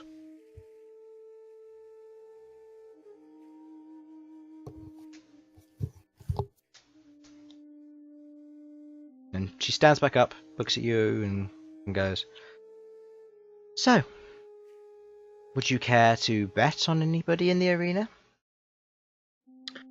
Who's fighting? I mean, tell me who's fighting. What are the odds on them?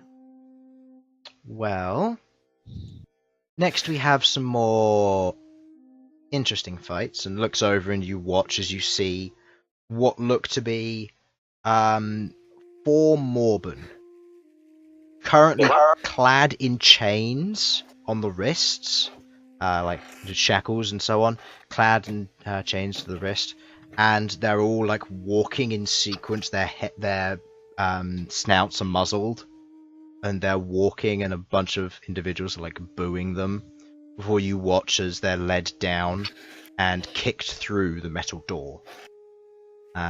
Before their chains get released, as person with them like snaps his fingers and pulls back, chain door or the metal door closes behind them, and the 4 Morbin are currently just standing in there. Are they fighting the direwolves? It's up to you which ones you want to bet on. Obviously, you can only choose one, as they'll be fighting to the death. Oh, it's each of the Morbin. Okay. They're fighting against each other, yeah. And you gather that these are slaves, individuals who have been taken from the recent conquest.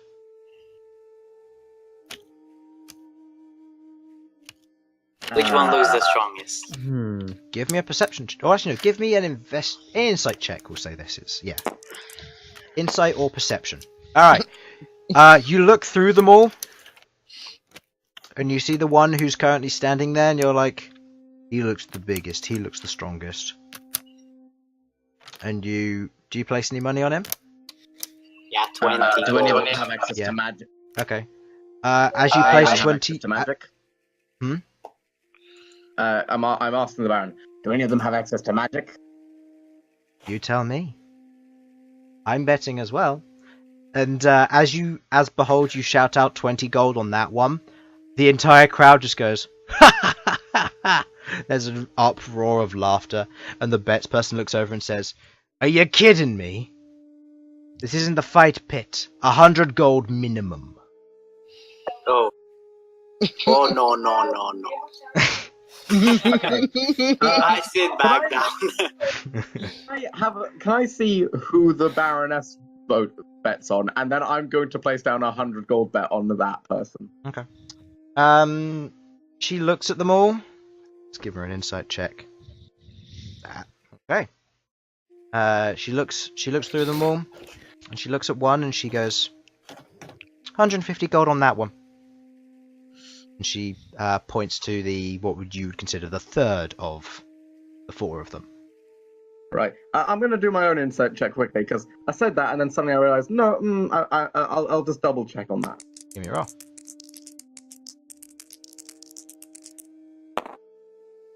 No, well, that's a plus. That's got. I think it's got a +5 to it, but yeah. From what you can tell, this one doesn't look the strongest. This one looks like it's a kind of weaker, scrawnier almost. I'll have my revenge. That guy will be the strongest ever. What does its eyes say? What does its eyes say? Its eyes says, "I don't want to be here. Let me out, you scumbags." Is that alright if I walk in now? Yeah. Wait. You followed Queglod, and you've heard all the commotion that's going on. Okay. After the uproar of laughter, and you're kind of intrigued. You walk in to see your group and the Baroness standing there, looking down at these 4 Morbin who are currently standing there, currently all looking at each other. Okay. So, quick question. Oh, I don't want to interrupt, but I want to finish. Go ahead. Okay. I don't care about which one looks the most intimidating. Which one looks the most determined to win? Roll me a general insight check. And Yeah, this is going to be a difficult one to try and figure out. Oh, no, that was the wrong button. Yeah, hit the wrong button there. Shouldn't drop like that. Okay. 24. The one the Baroness voted on looks the most determined. I am voting on that one. Okay, how much? 100 gold. 100 gold. Alright, take 100 gold out of your inventory, please. Queglod, Uh are you voting on anything? huh. Beyond the fact that getting slaves to fight is pretty distasteful, I don't have 100 gold. Okay. That's the main reason, isn't it? Elsyan, at this point, would you have walked in, Elsyan, or are you going to bed? Or grabbing food Elsyan and would be then going trying to bed? find the others just to be smug. Okay. You've noticed Malcom moving around. There aren't many people moving around in the main market anymore. So you move over, and there's the fight pit, the large fight pit, and you see amongst the crowd, you can see Bhold standing like a good foot above everybody else, or a foot or two. And you've heard the laughter that took place, and as you listen out, you hear Sasha yell, 100 on that one!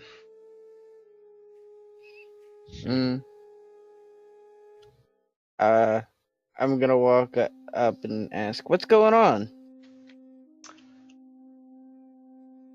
Baroness looks over and goes, we're betting on which one of these four will survive the fight.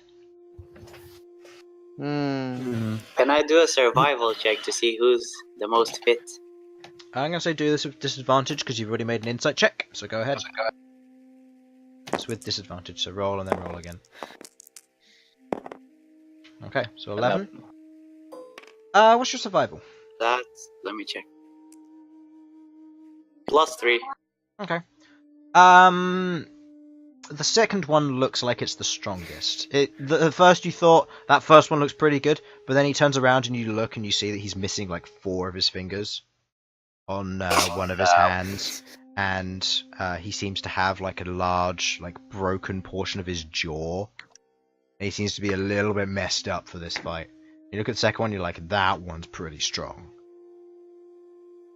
Is that the one the Baroness bet on? No, she bet on the third one.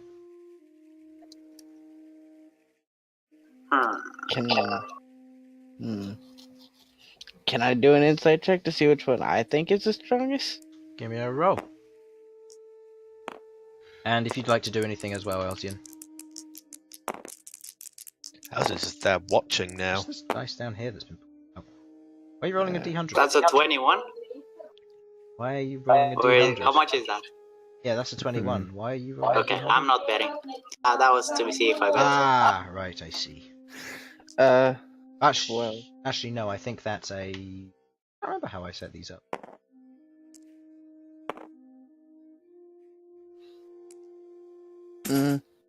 Yeah, I can't remember. And don't put It was that on the 0, back. 2, and then a 1. Yeah. Okay. So, what'd you get, Malcom? And 12. Elsyan, if you'd like to be doing anything for checking the fighters, you're welcome to. What was it? Sorry, 12? Just 12. happy to Yeah, just second stand one there. looks like it's the strongest out of all of them. You can do checks even if you don't want to bet, Elsyan. You're welcome to. Elsyan doesn't need to. I'm gonna bet 100 gold on the second one. Okay, take 100 gold out of your inventory, please. Alright, so is that everyone's bets in? Mm-hmm. Alright, time to have a fight. So, you watch as all the Morbin are standing there, they don't seem to be fighting. And you watch as 4 mages line up, each with a staff in hand. And you watch as the betsman says, take whichever ones you would like. And you watch as they all cast Dominate Monster. And they all dominate each one. And like a bot fight, there are 4 of them and they're all being controlled by these remote control spell doohickeys, effectively. To clarify, you realise we are in the E-games now. Yes. That we've made the magical equivalent of the E-games. Yeah, effectively. Okay. So now I get to roll for each one. First one. Ha! As I thought. Alright, second one. Third one. Oh my goodness. Alright, fourth one. You watch out of the gate, the fourth one pulls back, seeming to go into a strange defensive stance. The first one walks over and swings at the second one. Second one is going to defend against it as it just gets hit by the attack. Third one goes over and tries to attack the first one, forming what looks to be some form of temporary alliance between it and the second one. And they both begin to wail on the first one. First one goes down pretty easily. Beaten down to the ground, torn apart as you watch these Morbin just fight savagely, tearing off limbs and chewing through like vital parts. And you watch as they both stand there and they look at each other, and then they both look at the fourth one, who's standing in defensive position. Fourth one is going to look over. He's going to cast a firebolt at the second one. Oh, goodness. Yeah. The second one, you watch as the firebolt whizzes past, he pulls the third one into the line of fire, which gets struck by the firebolt in the shoulder. Oh, and no. The third one staggers back before it turns to the second one, is going to try and perform an attack on the second one.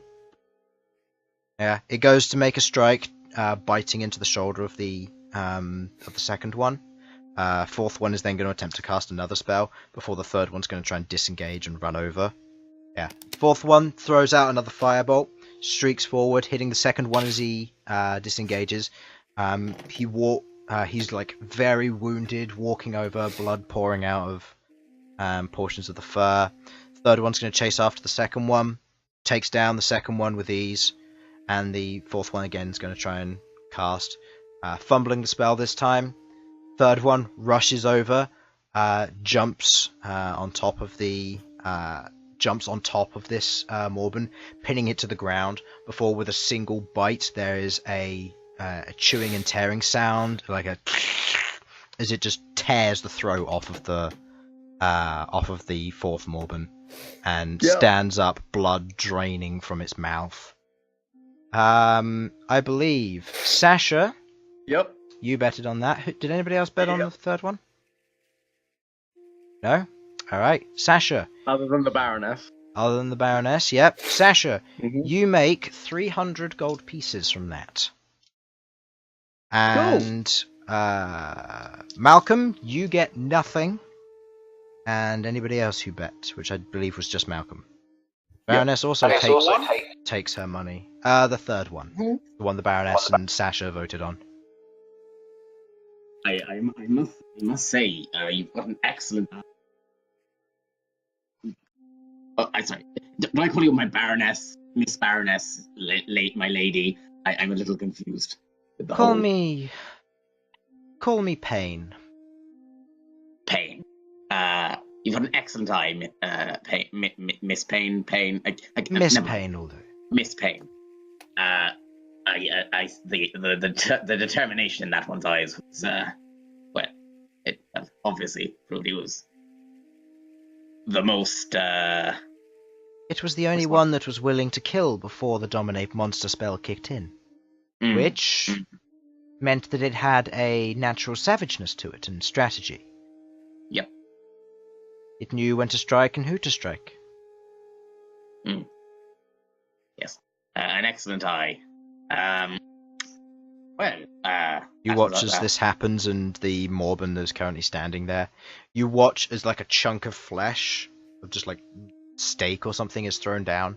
Morbin just wolfs it down, just chewing through it and devouring it before it stands up. And you watch as the slave master, who was previously there, walks in, pulls out this chain, throws the end of it, and you watch as it magically forms these like shackles around the Morbin. He pulls it in, like grabs the back of its neck and like leads it out. I imagine it'll keep fighting down here. Indeed. It'll move up in the ranks, and eventually, if it becomes well suited enough, it'll become one of us. They earn their freedom here. So this is how you treat prisoners down here. They're not prisoners. They're spoils of war. Prisoners never make it this far to earn their freedom. Someone has to do the deed. The upper cities will arrest someone and imprison them for life, giving them a chance to escape and reoffend. Down here, you betray us, you die. Over a very painful death. Yes, But, anyway, congratulations on winning as well, Sasha. Oh, thank you. I simply saw what you saw.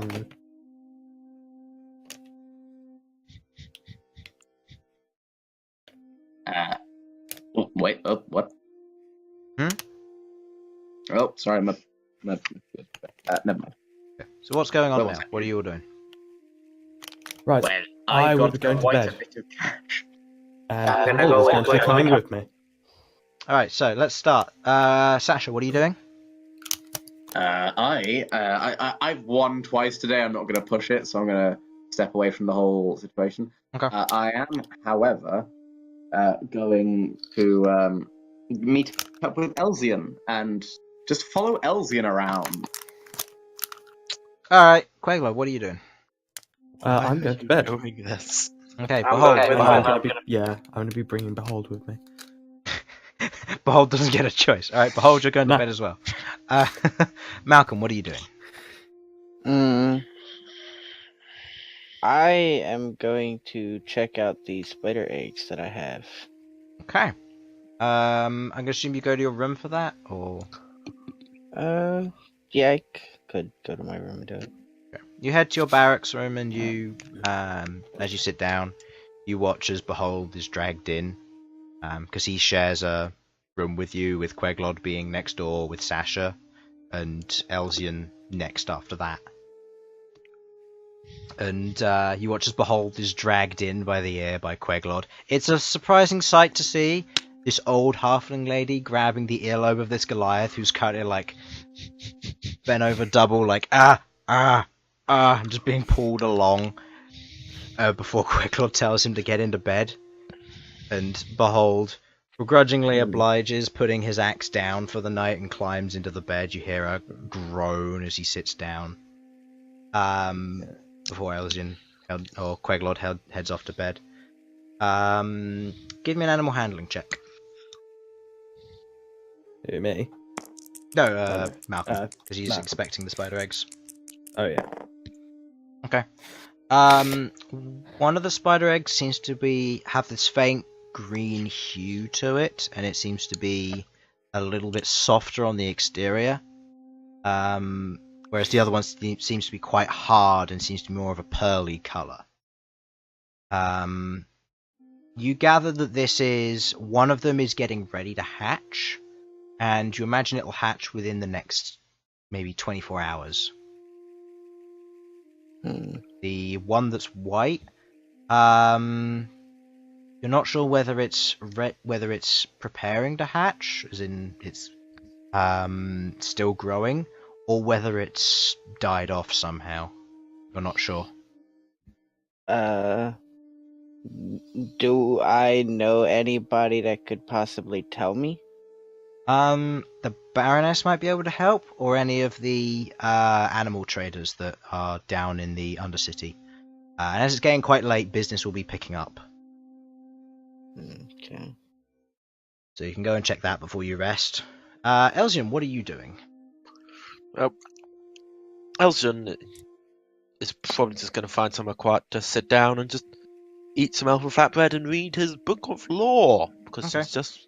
You sit down and read, and you're followed by Sasha. The clink, clink, clink, clink, clink. I presume I behind you. notice. Yeah, I presume I you know- notice all that. Like, unless you want to try and stealth Harlan.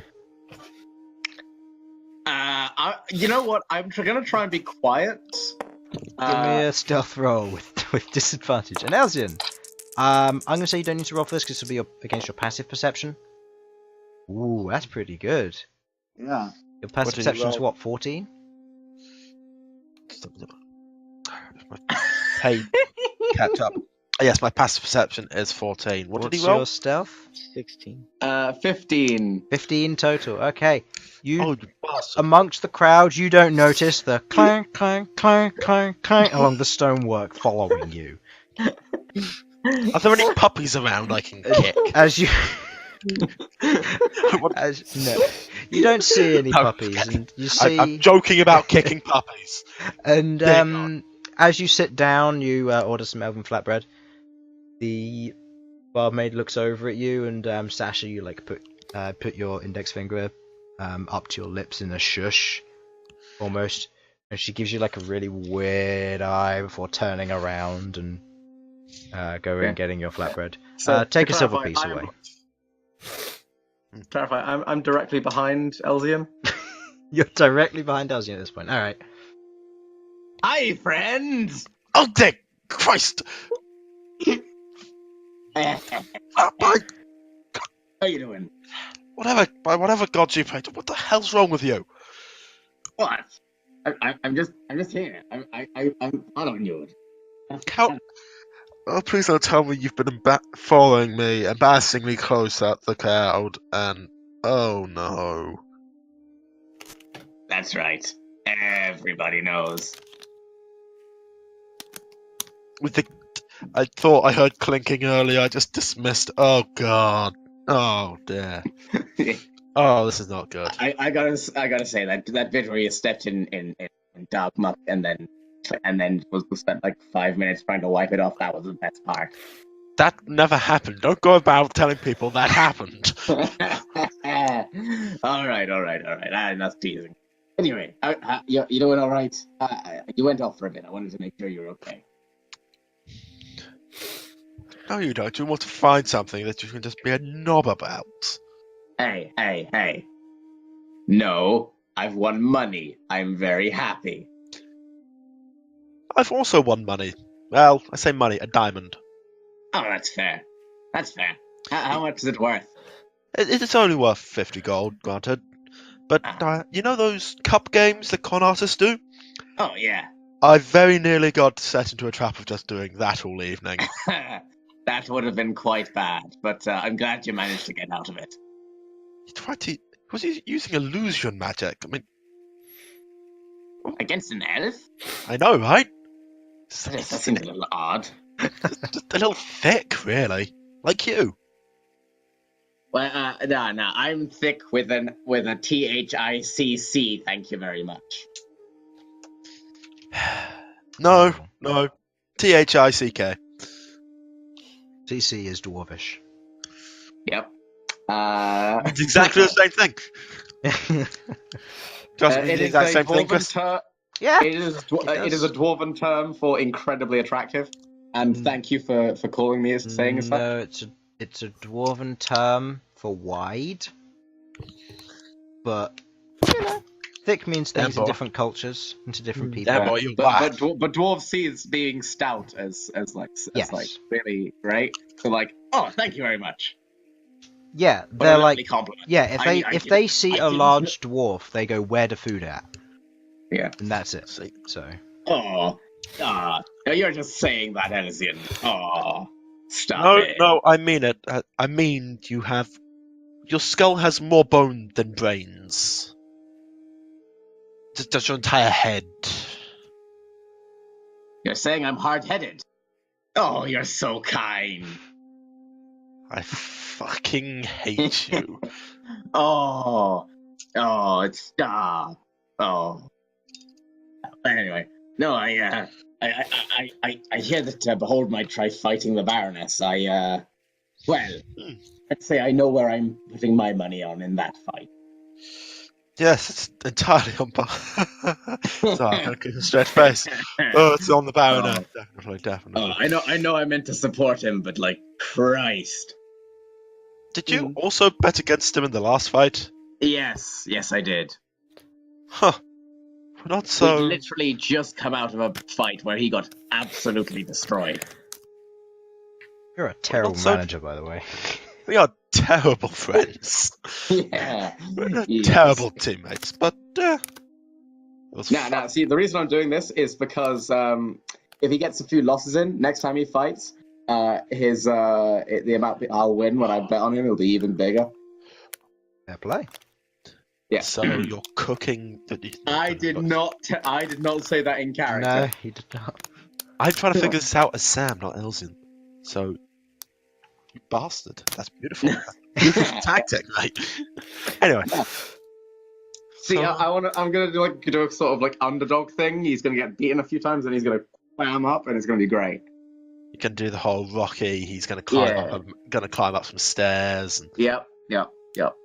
All the stairs. all of them. All of the steps. Not a single step He's left. just gonna screech out, "Tiny!" at the end. It'll be very impressive. Yeah. All right. Where were we? Yes, the Baroness. The Baroness. Yes. Very scary woman. Yes. Meeting with her earlier. That was kind of interesting. Question: You wear robes, yes?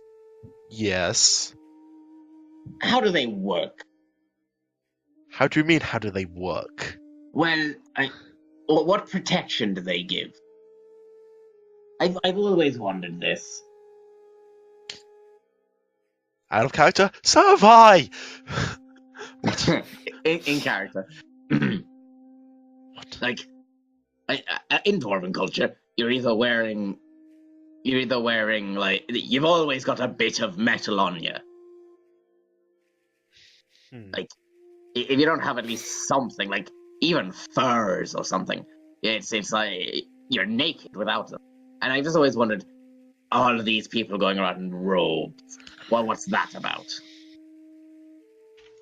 Well, we're not all paranoid like dwarves, and we like to dress well.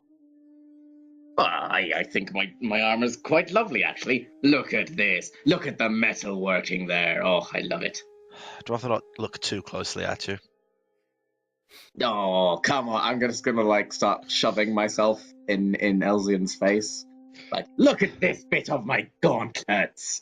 Farnsworth, get this Really? cretin away from me! Farnsworth! Okay, what would you like to do? Are Are you saying that, or are you using telekinesis? I am saying that. All right. No need to bring Farnsworth into this. I just wanted to show you the excellent metalwork. Farnsworth, can you hit this guy round the back of the head for me? Now, Chris, what I want to happen here is one of the ball bearings I have to float out of the bag and just hit him in the back of the head. Like Okay. a Sasha in the back of the head. Give me an attack roll. We'll say we'll Okay. add your intelligence modifier to this. My intelligence modifier, cool. Nope. You watch as Elsyan reaches into like a small silk pouch at his side, pulls out a ball bearing, and throws it at you, and just goes ting, ting, ting, as it falls to the ground. Fuck you. Look. I know it's a bit rude that some dwarves say throw like an elf, but really, I mean, really. Well, at least we don't need a stool to see anything over the battlements. Well, you know what I always thought? If you can't see over the battlements, they're doing their job. What the slits are for? What the slits are for. Well, So Can you fuck see- you, tall boy. promises. You wanna go? Not with you. Didn't think so, you racist. Now, where were I? I'm gonna pick Hold up that bull bearing. Okay.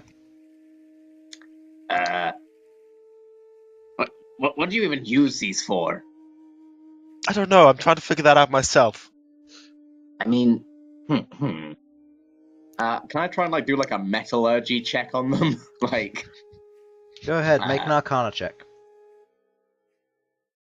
We'll say. Well, actually, no. What would this use? This would use your Smith mean- Tools proficiency because it's metal. We'll say. yeah. So we'll go with investigation on this, I think, because that makes more Okay. sense here, actually. Oh yeah, sure. Yeah, your Arcana, but you have proficiency with it because so you add a +2 to it with your investigation, unless it's already got proficiency. That would be a 9. 9. Okay. Mm-hmm. Looks like a ball bearing. You basically I was use just it. trying to work out what metal it was. Oh, what metal it was? Iron.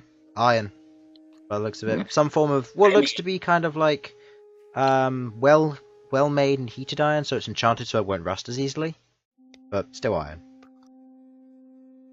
No, this is iron. Call it goth iron.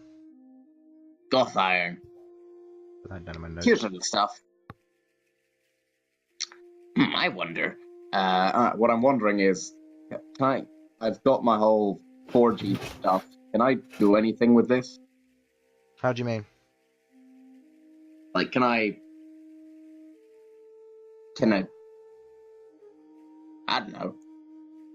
Neither Can do I.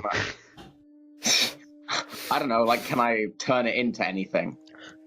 Sasha, can I please have my ball bearing back? Give me a second. You're gonna try and turn it into something. Yes. Oh, right, with your... Okay, no, I understand what you mean. You can, but that takes... What is it, an hour? Right, I think the Forge Domain gives you, like, an hour enchantment to make something based on the iron. Yeah. Oh, actually, no. You know what, Elsyan? You've given me a wonderful idea. Here, have this ball bearing back. Thank you. Okay. Put it back into my bag. I've got to be off. But have a lovely day. I'm going to go visit my favourite smith. Your favourite smith? I'm visiting Cassie. Ah! Okay, at this point you say it's like 7:30. You get there, shut up. She doesn't seem to be anywhere. No, okay. I'm gonna go back down to the underground and find somewhere with smithing stuff. Okay. By the time you get back there, it's about 8 o'clock, just because you have to get there and back, which is quite a distance. I really should have thought about that. Yeah, you should have. Yeah, I'm just gonna go somewhere with like smithing stuffs. Yeah.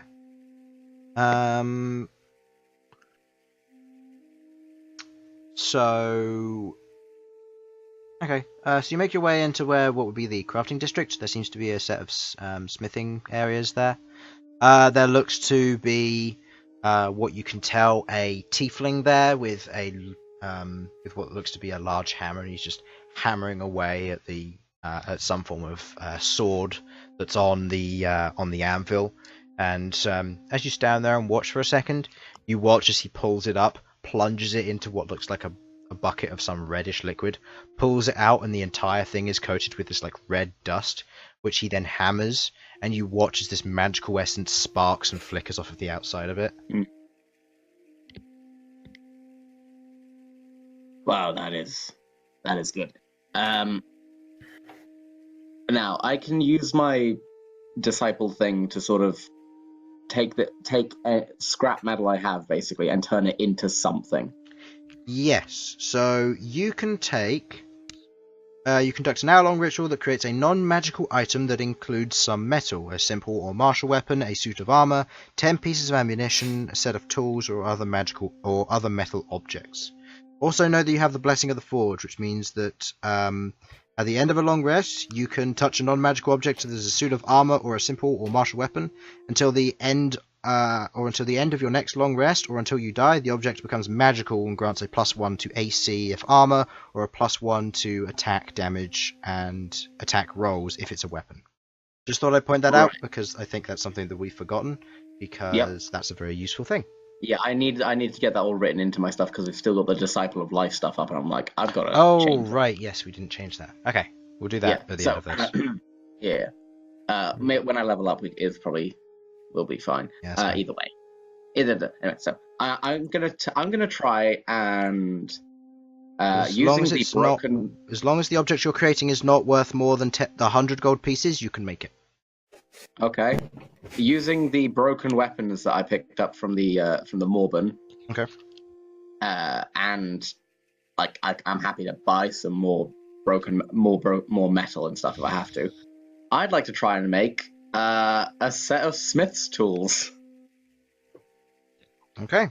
So I know this is like a wild way of going about it, but You're using somebody else's smith's tools and trash to make smith tools. It's fine. Okay. So you walk up. The tiefling continues hammering out, and you look over. And as you go to pick up one of the hammers, he says, you gotta pay first. It's 20 gold to use these stations." All right. Question: where can I also buy any scrap metal or workable ore?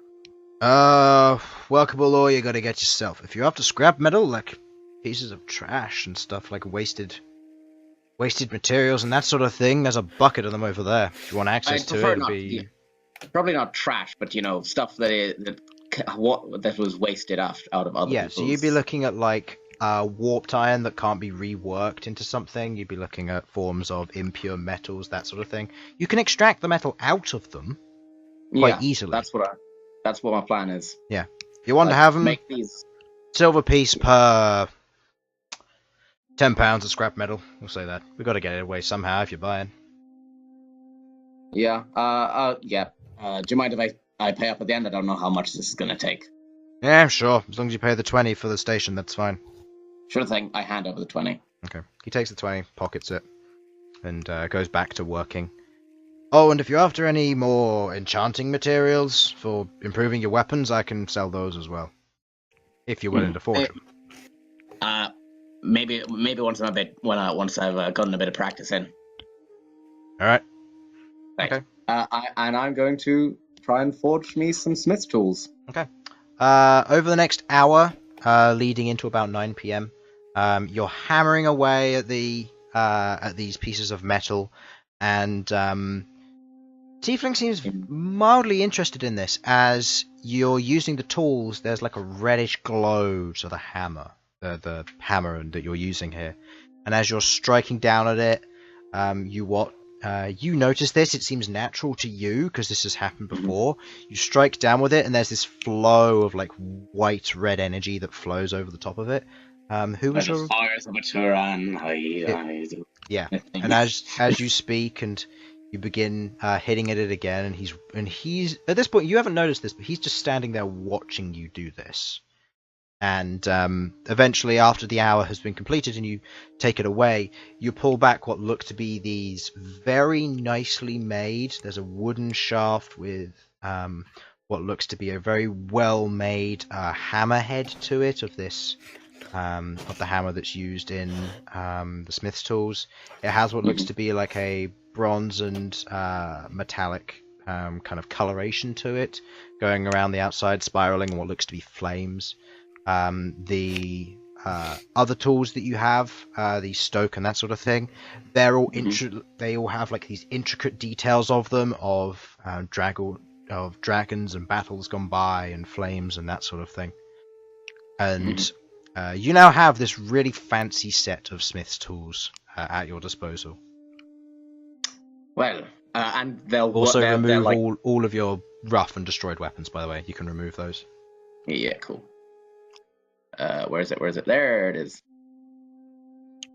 Yeah, and you can add smith's tools now. Okay, Elsyan, what are you doing? It has been 3 hours since you last saw Sasha. Well, Elsyan in that time would have finished his own fat bread and would have gone to bed. Okay, so you've gone to bed. At least final preparations for bed. Sasha, do you head to bed shortly after? I'm heading straight to bed. Like, I'd like a little bit of a conversation with the guy beforehand, just to.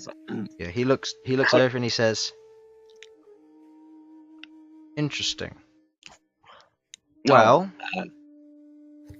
do they look all right to you? They're the best ones I've seen. I've never seen anything like that before." Hold on a second. You mean And he turns around. He turns around and he walks out what looks to be like this beaded curtain with like ribbons of like leather and stuff which are tied in with beads and that sort of thing. Walks out and then he walks back holding a piece of paper, hands it to you. Mm-hmm. If you're willing to pay up front now, I can take the 20 you gave me. If you pay me another 80 gold, I can give you permanent access to the forge here. Your craftsmanship is frankly impressive, and the method about doing so is unique. I've never seen it before.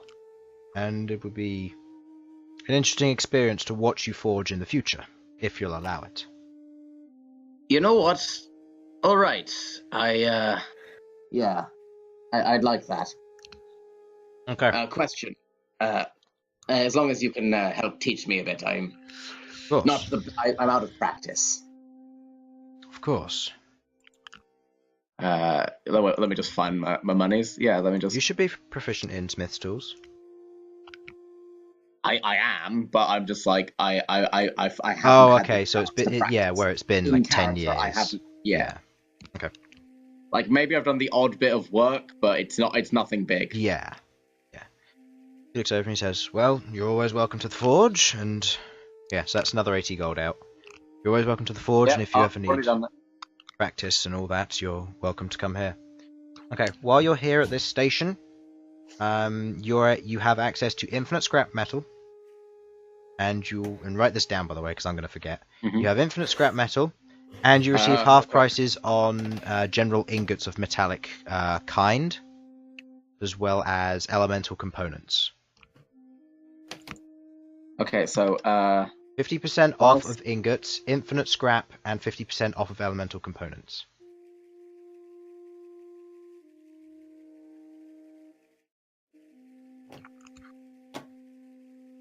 and the city name is Adamantia.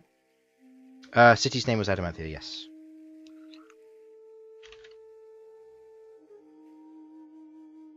Okay. So, as this all concludes, you head to bed. We'll take a quick break there before we resume. Everybody has their night's sleep. So, if everyone would like to fully heal and restore any details which they need to restore, psi points, rages, spell slots, so go ahead and do that, and then we will resume once we get back. So, see you all in 5-ish minutes. That should do.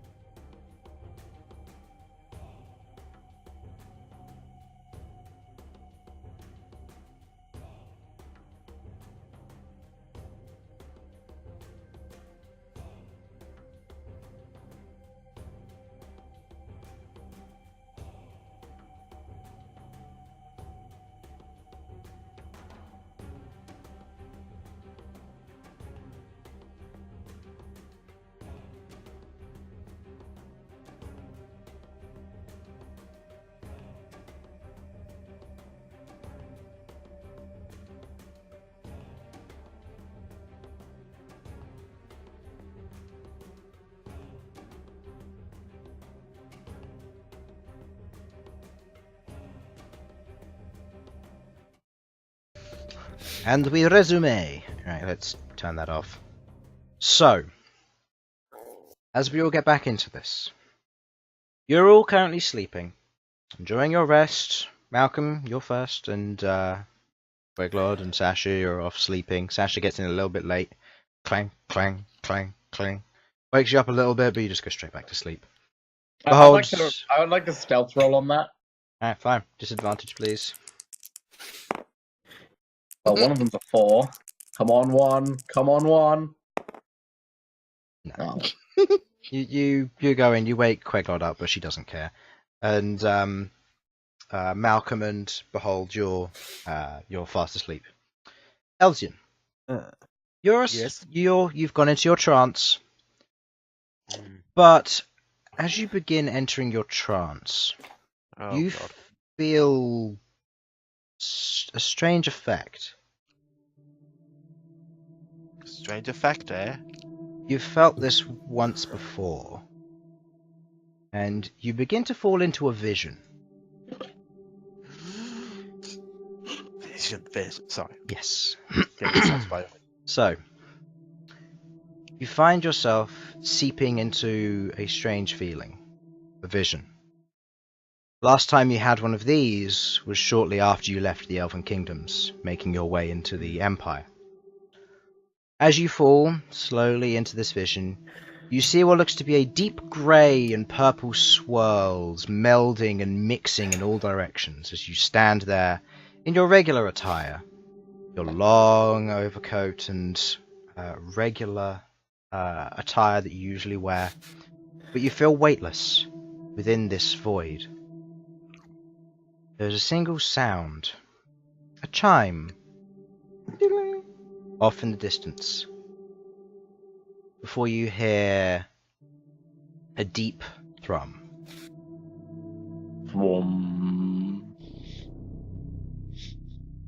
And it Thank you. repeats itself. Raw. As you don't need to do that. It's in there. As you float there, weightless, you see what looks to be a red, purple smoke form in front of you, and what looks to be a single metallic shard of red iron coloration before you. What would you like to do? I would like to investigate the shard. Okay, give me a roll. Don't know why I said it like that. Okay. Hey! Damn. You recognize this. This is what you absorbed from the staff. Okay then. I'm sorry, excuse me? As you Shut up, Harlan. As you float there, you hear what seems to be a strange language. You can't understand it.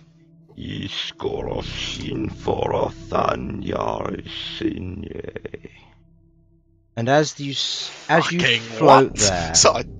the language, it stays there for a while. You don't recognize it, but it clears.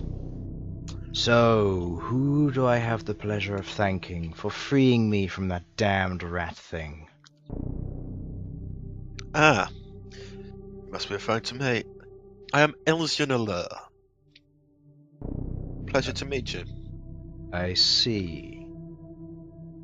Well, thank you, Elsyan, for rescuing me from that creature. You're quite welcome. Who are you? I do not remember my name. It is lost within one of the others. As you may have Others? sensed, there are more pieces of me missing. 4, in fact. I require these pieces to become whole once again, and to finally return to my home, or what remains of it. Where is your home? As the voice before you says this, and just as these words leave your mouth, there's a sudden flash of bright white light. Due to the bright light, you instinctively close your eyes, and you get the feeling of being thrust through a series of small semi-material walls before you land on what seems to be some form of solid ground.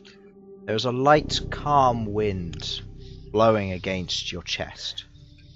And as your vision begins to clear, you can see around you long, wild grasses, filling this rolling landscape that stretches as far as the eye can see. You see many flowers blooming with their vibrant and prismatic colours to the sky above, where a faint pink hue mingles and intertwines with the white and blue natural sky. Pulses from a singular dusk spot, a moon of sorts, in the sky. As it pulses outwards, this purple flow travels outwards, fading into this pink coloration. As you cast your vision wide, you can see all manner of plants, all shrubs or grasses, from what you can tell. And as you see in the distance, you see a structure. Before you find yourself being pulled, again that feeling as you are thrown towards this building. And standing before you is an ancient, grand cathedral. Slivers of the remaining coloured glass, which lie shattered, shine with the spectral colours of the flowers in the dusk spot behind you. The archways glow, a fervent shade of crystal pink and marble, broken and cracked in places, but still exclaiming their regality.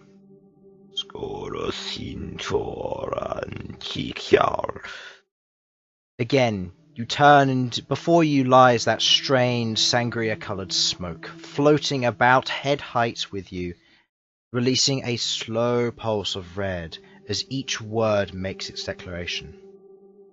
This was once my home, a righteous and sacred place, to what remains of my people.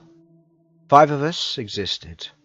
I remain the last after the events of old that wiped us from this land. Now this place is overgrown, unkept by our care and resilience to maintain our being. Now I ask you to grant me the power, the ability to grow and become whole again, to return to this place and finish my duties, and remain at rest, maybe even to find my sister. You surely don't expect me to do this for nothing, do you?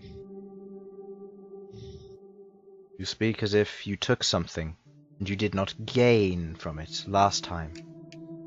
You feel it. You know its strength. I may have taken a staff, true, but I am not referring to the staff. Okay, fine. I may have gained revivifation, the ability to raise the dead. I am not referring to that. Then what are you referring to? You felt the power enter your body, the corruption each shard brings to a mortal body such as yours. You felt it, and you will earn its power with each new shard. Well then.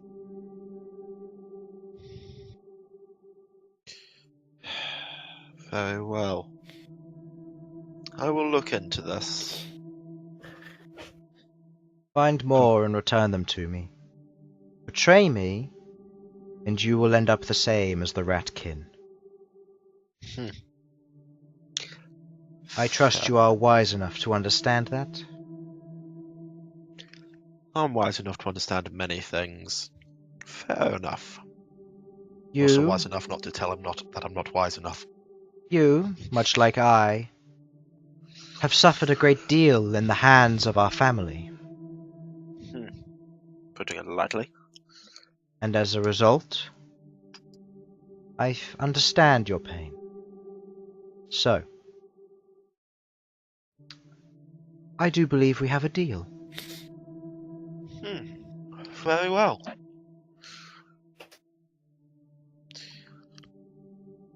I will seek these shards. Excellent. And as that concludes, the swirl of the sky and the array of colours that covers the land below you all swirl into one, and you feel yourself thrown back into your room, your mind now your own, and you wake up from your trance, your eyes squinting with the now dark area that surrounds you. Beads of sweat running down your forehead and the side of your face. As you feel your power is taken.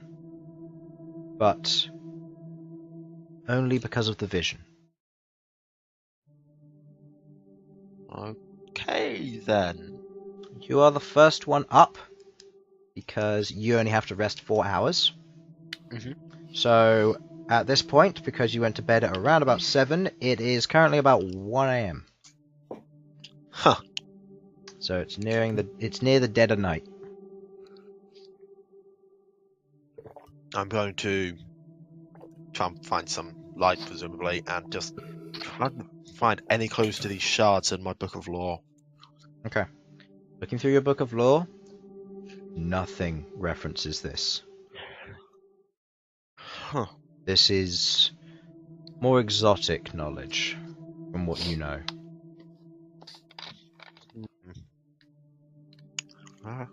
Interesting. I'd have to talk to the High Marshal about this, see what he can find out. Do I tell him?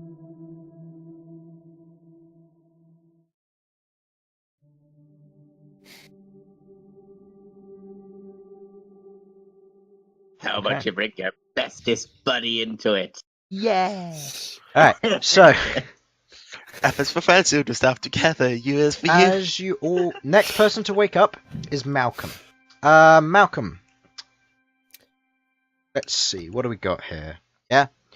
You wake up, and you see that the egg is currently quivering and vibrating a kind of green. You can tell you're within maybe 20 minutes of it hatching. Ooh.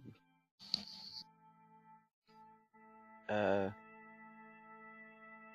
there any shops that are currently open at this point? Shops at this point, there'd probably be a few still open.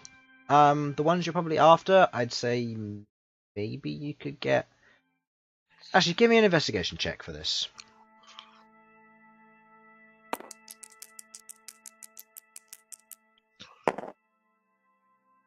No, doesn't seem like there are any open at this time.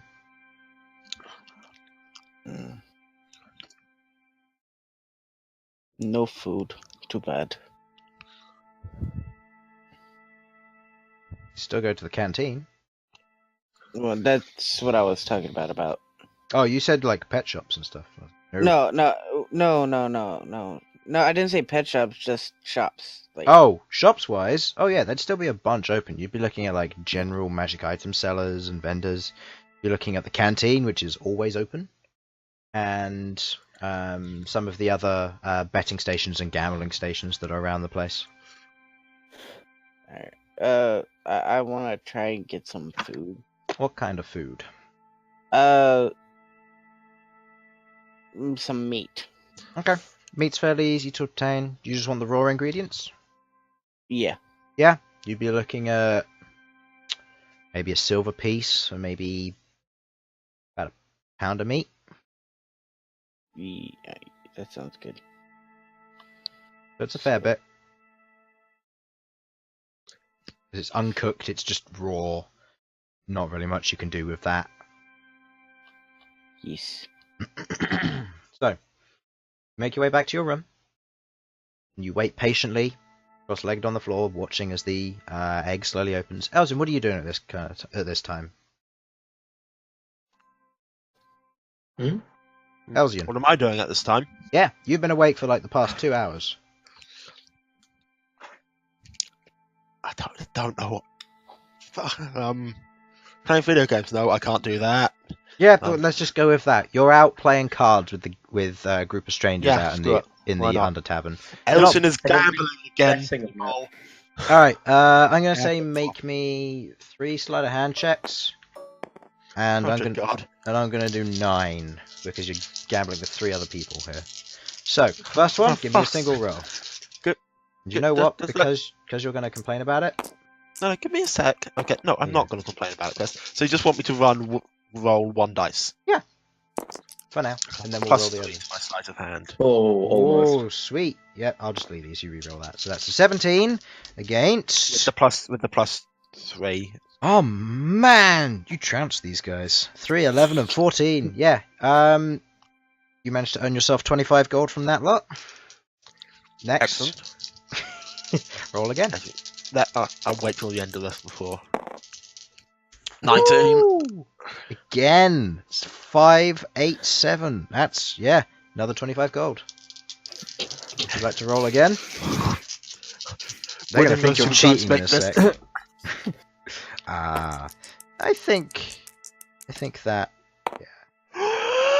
Yeah. Oh no! Oh, that's so fitting. 13, 16, and 20. And lose it all. Yeah, you look down. You feel pretty confident. You slam the 50 gold you just earned down, and one of them just like pulls the perfect cut odds, and you're just there going, "I should have kept it while I had it." So you lose the 50 gold you just earned. But you had a good game of cards. Good for games there, gentlemen. Excellent. Yep. So then Elsyan could just be snacking on one of his flatbread, just as he does. yeah, the half orc barmaid, the one who you previously saw when you came back, is currently there. She seems to be running the night shift, and just gives you an elven flatbread and just asks if you want a mug of ale. I wanted the ale. I'm just sitting there, just eating the flatbread. Okay. Sit down, just munch on the flatbread. I'm thinking it's dangerous. Yep. So Malcolm, as you are currently sat there, you watch as the egg, and there's like a crack running up the side, and you watch as small parts of it break off, and there's a, and you watch this small spiderling head creep out, and the legs like break off portions of the egg, and it looks out, and it sees you as its first individual. I would like you to roll me a animal handling check with advantage because you are the first one imprinting on it. Oh, it's, yeah. Oh, 19. Nice. Pretty good. You watch as the spiderling looks at you, and you recognize this. It has imprinted on you. And from the looks of it, it's in a very healthy state. And it will grow to be the size of a fully grown giant spider after maybe a few weeks or months at most. And by the looks of it, it seems to be quite lively and healthy, but at the same time looks hungry. Can I be able to tell if it's male or female? By the looks of it, it seems to be... Actually, no, give me an animal handling check, just one this time.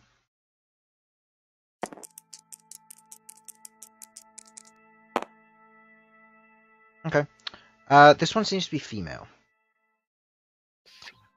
Oh, good. You can get even more spiders now. Potentially. To get more spiders, you'd require it to be properly fertilized.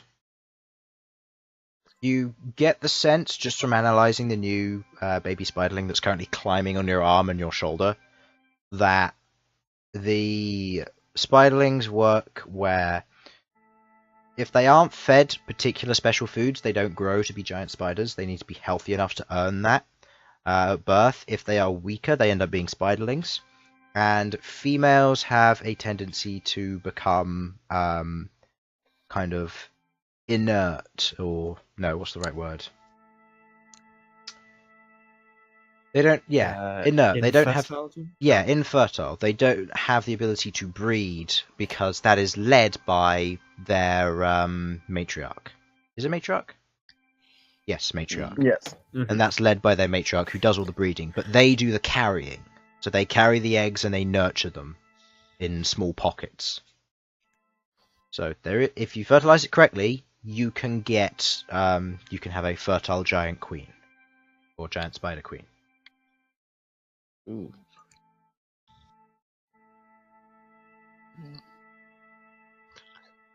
Okay. It's at this time that I'm going to say, who's next to go? Bhold and Queglod. Alright. Mm-hmm. Bhold, you wake up to see Malcom currently with this spiderling and seemingly like has it out in his hands, and the spiderling seems to be like it has like two front claws almost that seem to be like clicking up at it, and Malcom feeds it a piece of what looks to be a potentially very nice steak, and just feeding it a small chunk. Who's that? What's that? Who is that? Where did you come from?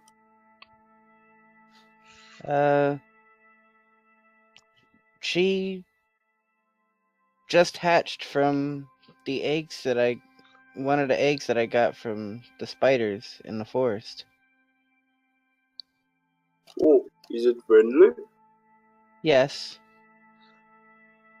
Or will be. I try and pet it. Animal handling check, please. Oh goodness. Oh goodness. What's your animal handling? Let me check. That's a +3. +3? Okay. You go out and you try to pet it, and you go to pet it, and the spiderling backs off and climbs around the back of Malcom and seems very shy and kind of feels like it's threatened almost. Oh, don't worry, little guy. I'm friendly. As you say that, the small spiderling's like looking over. Doesn't seem to understand you though. You're gonna have to try and teach it a language. Oh shit, Queglod. Go.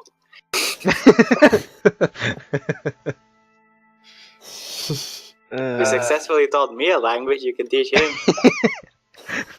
Yes, a creature with... Actually, no, its intelligence would increase as it learns languages. So, yeah, it might have the same intelligence one day as you, Bhold. Yeah. Oh, dear. So, Okay, that would be funny. yeah. Sasha, you wake up soon after. Alright. You and Queglod and Sasha, you're both up. Queglod pulls herself out of bed. Felipe is currently hopping on the bedside table and seemingly knocking over the lamp, and just knocks it off the table and just like jumps on it and starts pecking at what remains of it. Seems to be like think of it kind of like just a basic round metal dish with what would be like a tea light holder in it. And just knocks that off and starts pecking and banging it against the floor. Which is what wakes Sasha up. Is your Queglod, is your bird alright? I don't know why you would ask such a question. There's nothing wrong with Felipe. I'm gonna like stroke Felipe, like straighten out his feathers. Yeah, Felipe has like a mat of bed feathers or bed hair, and looks up at you, Sasha, and he's just got cross-eyed, and he's currently holding the candle holder in his mouth, and just goes back to smashing it on the floor of the room, because Queglod calms him down. Yeah, I'm gonna ignore him doing that for now. Just get ready for to get out for a bit. Okay. Right, and then once I've got like all my stuff together and clothes on, I'll take it out of his mouth and just set him on my staff. Okay. And Felipe just sits there, watching. Okay. Well, what are you going to be up to today then, Sasha? Well, I mean, I was thinking of seeing if the Baroness and Bhold were going to have that fight of theirs. You did mention that. And maybe see about visiting Cassie up in the Overcity. Oh, the blacksmith. Yes. That was. You were out last night, weren't you? Was that where yes. you went?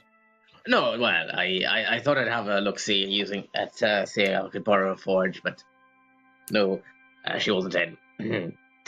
I see. So you're I going to went try out to again the- tomorrow morning. Well, no, I went under the forge in the under. I want to say the under caverns, but I know that isn't quite right. Undercity. The Undercity, and well, have a look. And I'm going to proudly show off my my smith's tools.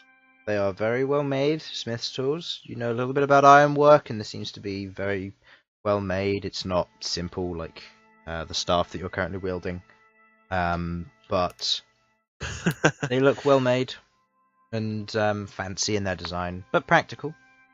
Oh, of course it was dead. If I mean, I certainly think it's good.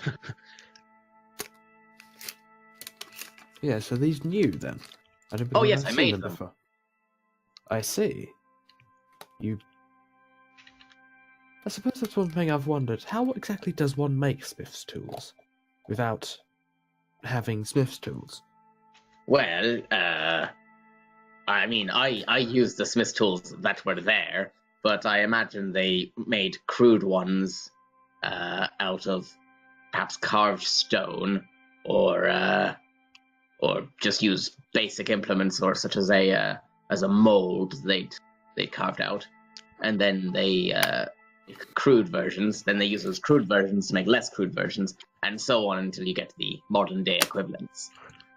Yes, I suppose that makes sense. Well, anyway, I'm going to be heading out for the morning. 'Cause I have some work to get done in the Undercity. Where's your work at? In the Undercity. What you were going to be up to? Oh, nothing terribly exciting. I have to. Well, let's say I'm on the lookout for something. Right. Well, if you need any help, just ask. I will do. Oh, something I've just remembered.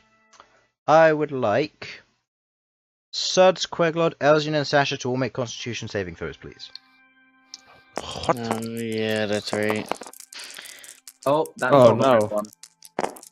Alright, Oh. so what do we got? Constitution saving? Yes, Constitution saving, please. Why did Right. I have Not me? this? Oh, point? yeah. No, not you. Not you, Infernal. You don't need it. Alright, so, That Sudz. is with a. So- Oh, yeah, you do. Sudz, what'd you get? I got it.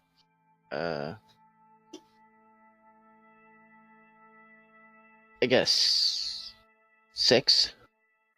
Okay. You feel that the stomachache, which had previously gone away after you ate yesterday, it's come back and it seems to be rather painful now. Your stomach feels a little bit off, and you feel this after you stand up straight, and you felt this after you walked around a bit. You feel a little bit weak. You now you cannot gain proficiency with strength attack rolls. Queglod and Elsyan, what did you get? 5. I know, just straight up got my 15. 15? Okay. Alright. As you're getting dressed, you notice that there's a mild discoloration in a section of your leg, both of you. Where it looks like there's these grey spots which have now developed into a rash.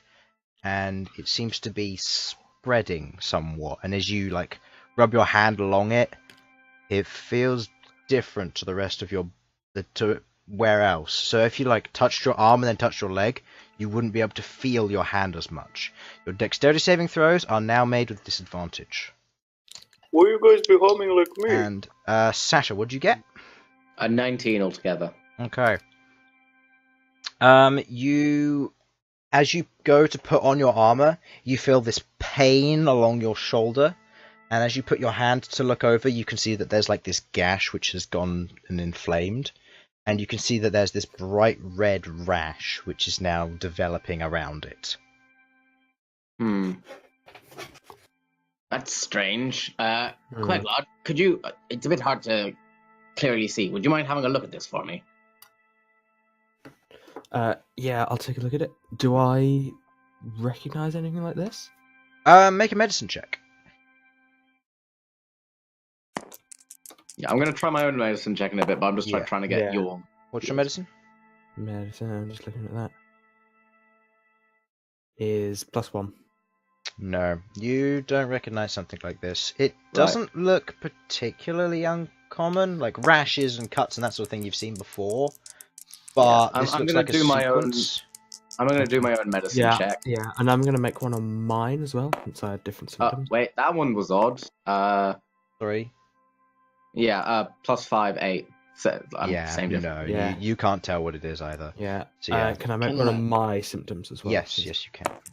On your. Why are you guys Can becoming I have like one me? on mine? Oh, come on.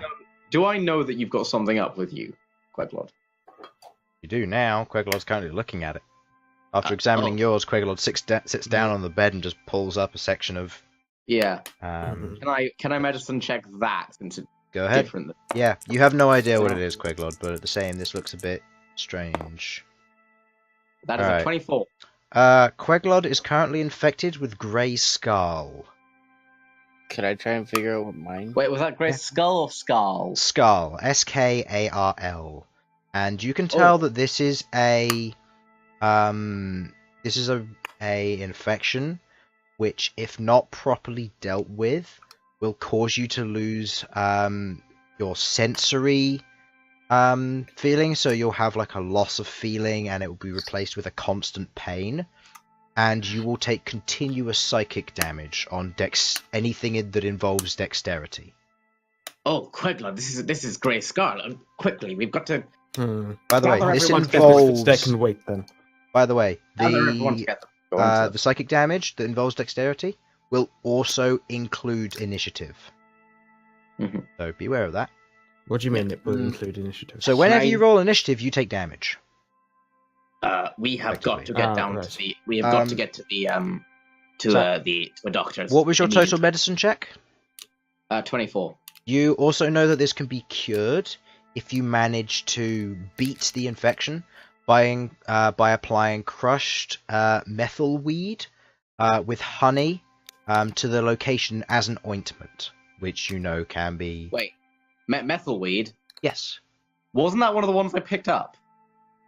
No. Damn it. No. I was one of the ones I talked about. Methyl Damn it. weed is effectively this world's equivalent of mint. Yeah, that's why I thought I picked it up. Yeah, it's not quite the same. Honey you have, though. Mhm. And you know that to set it out as an ointment, it has to be... The ingredients have to be mixed, then strained through heated water, as well as any other components that are necessary. Mhm. Which, this one, all you know, just needs to be heated water. Right. I suggest we gather everyone and immediately head down to the nearest doctor or medical or anything like that. We've got to get this sorted out. Otherwise, I'd be Fair being enough. Queglod. I'm going to assume this had. Hello? Hello. Hello, Sam. Hey. Welcome back.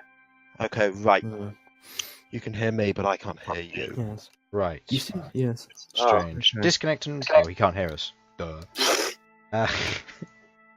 Alright, time to say disconnect and reconnect. Dis and rec. That should be close enough. Des and rec. Hopefully he'll get the message. Because I can't tell when he leaves and re-enters. So I guess we'll I'm find out. going to pick up Queglod.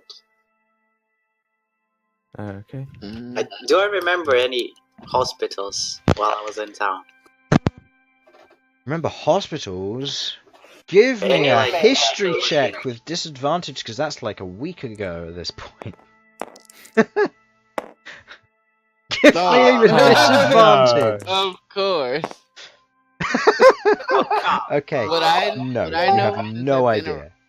would Hello? I know- There we go. There we go. There we go. Hello. right. My head As just- the No, resident but I meant like. medical person, I'm No, going Chris, to do my own memory. Chris, But I've been here for a while, so. You can both make them. What were you going to say, Infernal? the thing, like, we just walked around in town, didn't we? Like, before we went to sleep? We also In the Uh, Undercity, no, there are no dedicated doctors. There are medics at the fighting pit, but they wouldn't be accustomed to treating diseases. Because if I walked past any, I would have remembered. Yeah, you don't know. Because I'm good at remembering Yeah, stuff. you don't remember any in the Undercity. The Upper City, you can't remember walking past any, but there are probably some. There's got to be. Especially in a big city like this. Malcolm, you know that there are some, or that there's one relatively close to the market district, run by old Khan. He's a fairly old bloke, human in nature, and him and his wife run a basic apothecary, and they generally help those who can't afford it. But they are willing to help those who can, if they're willing to pay. I guess I relayed the information to everybody. Yeah. At the moment, you only know, you know of your own diseases, but Queglod and Sasha, you're the only ones who know about each other's illnesses. Yeah, Right. I have I'm no idea. I'm going to gather everyone because I assume if we've got it, it must have happened when we were in the down bit, and I want to make sure either because we've been around each other, I want to make sure that all of us have been checked out. Yes, you seem to know a fair amount about this affliction, Sasha. Well, Do you I happen know to know about how it. Do you happen to know how it spreads? Chris, Make a medicine Where one might contract it? Make a medicine check. that's 24, but all right. I guess I'll make one as well. No, this is a separate Oh, one, it's- just because it's contraction versus anything else. Oh, damn. Oh, there we go. You know Oh, the- well then. You know that Greyskull I can cure it with my mind.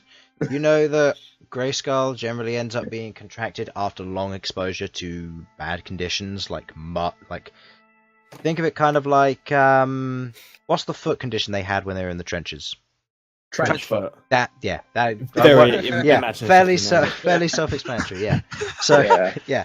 so they suffer from trench foot due to their conditions, and Greyskull can happen, but on a shorter term.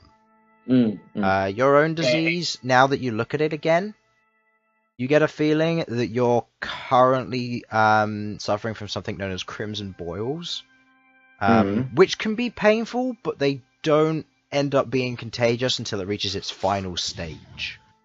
I still. This isn't even its final form. No. Do I know how to treat the crimson boils? Yes, you know that all you have to do is you need to combine a combination of Winter's Wind and Lavender to the site as a salve, which basically means you mix them with oil. Yeah. So oil, Winter's Wind, and Lavender. Right. I know how to treat our stuff, but I want to make sure there isn't anything else going on since we're in such a diseased place. Let's get everyone together quickly. Okay. So you all get together, banging on the door. As you walk in, you see Malcom is there with a spiderling currently on his shoulder, and Bhold attempting to pet it with his single finger, which is about, I'm going to say, a quarter of the size of the spiderling. Malcolm, please tell me that didn't come out of your body. No. Oh, good. I hatched it. Look, we're So all you've a been bit... holding on to that egg, have you? Yeah. Right. Well- I've discovered that both myself and Queglod have come down with a disease from being in the Morbin pit, as it were. I'm going to need to check you both out, and I'm going to need you to come with me to the nearest apothecary or doctors or medical center of some description. I guess I'd tell him about the one that I know of. Yeah, you have had very bad stomach aches. Yes. Right. I'm gonna as well as a feeling of weakness. I'm gonna do a medical check on you both. So Okay. prepare. I'm going to need you to we'll just say cough one. twice. We'll just say one roll. It's fine. That is not the way you check every Behold seems to be fine and healthy. Nothing seems to really be infecting him. Seems that Behold's natural Goliath Resilient. ancestry has resulted in a very strong resistance to this sort of thing. Malcom, on the other hand, seems to be suffering from something known as vile krell, which causes very bad stomach aches and can lead to paralysis.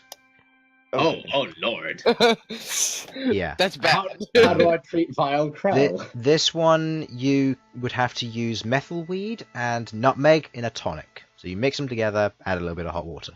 You need live spiderling blood. You know for a fact we- No, Behold. I know for a fact I did get nutmeg previously, so we're halfway there already. Yeah. You need methalweed for 2 of them, and you need winter's wind and lavender for the other. Yeah. You know that it might take a while for Vile Krell to sink in, but the more it's fed, the harder the DC gets. Right. Malcom, don't eat anything. The more you eat, the worse it'll get. I can deal with this fairly quickly. I just need some ingredients. I'll do the basic salve myself. Then we'll head over to the doctors to ensure that there's nothing, just to ensure that it's work. Right. Where is the nearest apothecary? Okay. I'm gonna say over the next. Have you spoken to Elsyan as well? Because he's currently still in his room.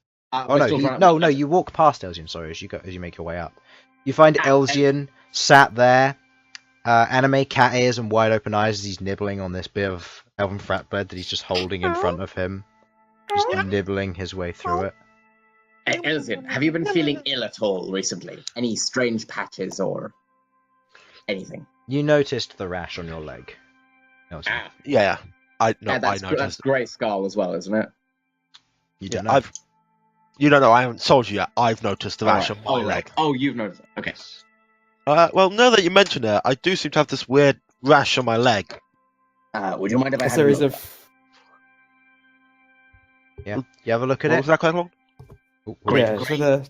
a series of grey spots. Something similar, I believe. You look it over. You might actually be useful for once, Sasha. Have a look. You look it over, and you can tell that this seems to just be a basic. It just seems to be the same stage of Grey Skull. Right. Look, I can deal with all this. Just give me a little bit of time to deal with this. Okay. Right. Luckily, I have a herbalist's kit, so that seems perfect for this situation. Yeah, you will be able to use the herbalist kit with proficiency on your medicine check. So basically, if you're not already proficient with medicine, you'll be able to use it as if you're proficient, but I think you are. I am. And yeah. So you'll be able I'm just going to get the ingredients I need: lavender, methylweed, and going out into the general market at this time of day when it's about 6 a.m. Very few people seem to be out and about after waiting around for maybe an hour or so, because the apothecary doesn't seem to be open either that Malcom takes you to. A few individuals come out, and you find someone selling lavender as a basic flower and that sort of thing in a bunch. You buy a bunch of it for 1 gold piece. And you proceed to chop that up and put it in your herbalist kit. Heeding no mind to the individual who you just chopped up their bouquet of lavender. You chop it up and you put it in various bits and pieces. But you are having trouble finding Winter's Wind and Methylweed. They don't seem to be the easiest to come across. And it looks like you might have to search for them. And either that or you'll have to wait for the apothecary. I'll search for them, but to sort of pass the time before I know that the apothecary will be open. Okay. That way, I mean, if I find them, cool. If not, give me a basic nature check. Knowing the local area. I believe that will be a 15 all in all. Yeah. Knowing the local area, you search the general terrain where you'll be able to find this thing. You find methylweed fairly easily. It's growing in just the corner streets of the area you're in. It seems to be a weed, hence the name methylweed. Winter's Wind, on the other hand, you know that grows in the mountains. That's going to be difficult to get. Yeah, I head back to the apothecary and I wait for it to open. As you all head in, apothecary's open now. Maybe 8 o'clock after all of this running around trying to find the stuff. The apothecary looks at you and says, "Oh, hello, dear. Can I help you all with anything?" Yes, I'm on the look. I need some Winter's Wind. I don't suppose you have any. We have a little bit, yes. And she bends down and picks up what looks to be some form of a basic box. Pulls out a few of these leaves. Recognize them, they are Winter's Wind, and they will be enough for your salve.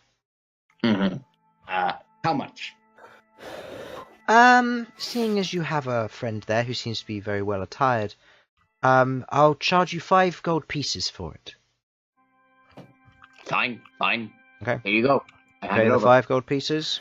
And I would now like you to make 4 medicine checks, please. And I would like you to assign them to each player, please. Okay, so I'm spreading these out so that they don't bump into each other. Just put them next to the. Yeah, so we'll say this. We'll The say one on the- this.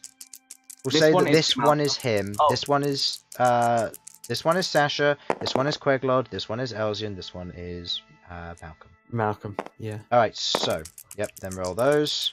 Oh, that should work hopefully. Yep. Okay, move yours back. All right, so Oh no! as you go to, Oh, okay, so here is what happens. As you distill and you make the tonic for Malcom, it is a 16, am I correct? Which one? What's your medicine thing with proficiency? +5. +5, okay, yeah. You make the tonic, you pass it to Malcom, drink it down, tastes horrible, but you can feel the stomach, after about half an hour, you feel the stomachache disappearing. This one is Malcom, right? No, Or this one is Malcom. That one's Malcom, okay. Yeah. Elsyan and Queglod, you're both given the basic salve, which you place on the rash. And you watch as the ointment on the rash, and it seems to sink in, and you watch as the coloration returns, and you can now feel the tingling of pins and needles all the way through your leg, but it's regained its senses. Sasha, as you go to apply the salve to the area, you seem to have mixed some of the ingredients wrong. And you've mixed Winter's Wind and Nutmeg. And Oh no. I would like you to make a Constitution saving throw, please. Ironic. You'd save others from death. Yeah, you're Okay. fine. You're fine. As you place it, you realise what you've done. You've added the wrong bit, and you'll now need to spend another 5 gold to make another batch for yourself. Yeah, I'll do that. Yeah, so give me another roll. We'll send that at this point it's about 10 o'clock. So spend 5 gold pieces, give me another medicine check for yourself. God.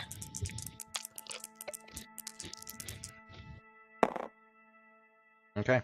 14. Yeah, you apply it to the section of the infection and it seems to disappear fairly easily. Seems to be disappearing and all of Can that. I actually try and work out what an infusion of nutmeg and Winter's Wind would do? You're not quite sure on what it would treat.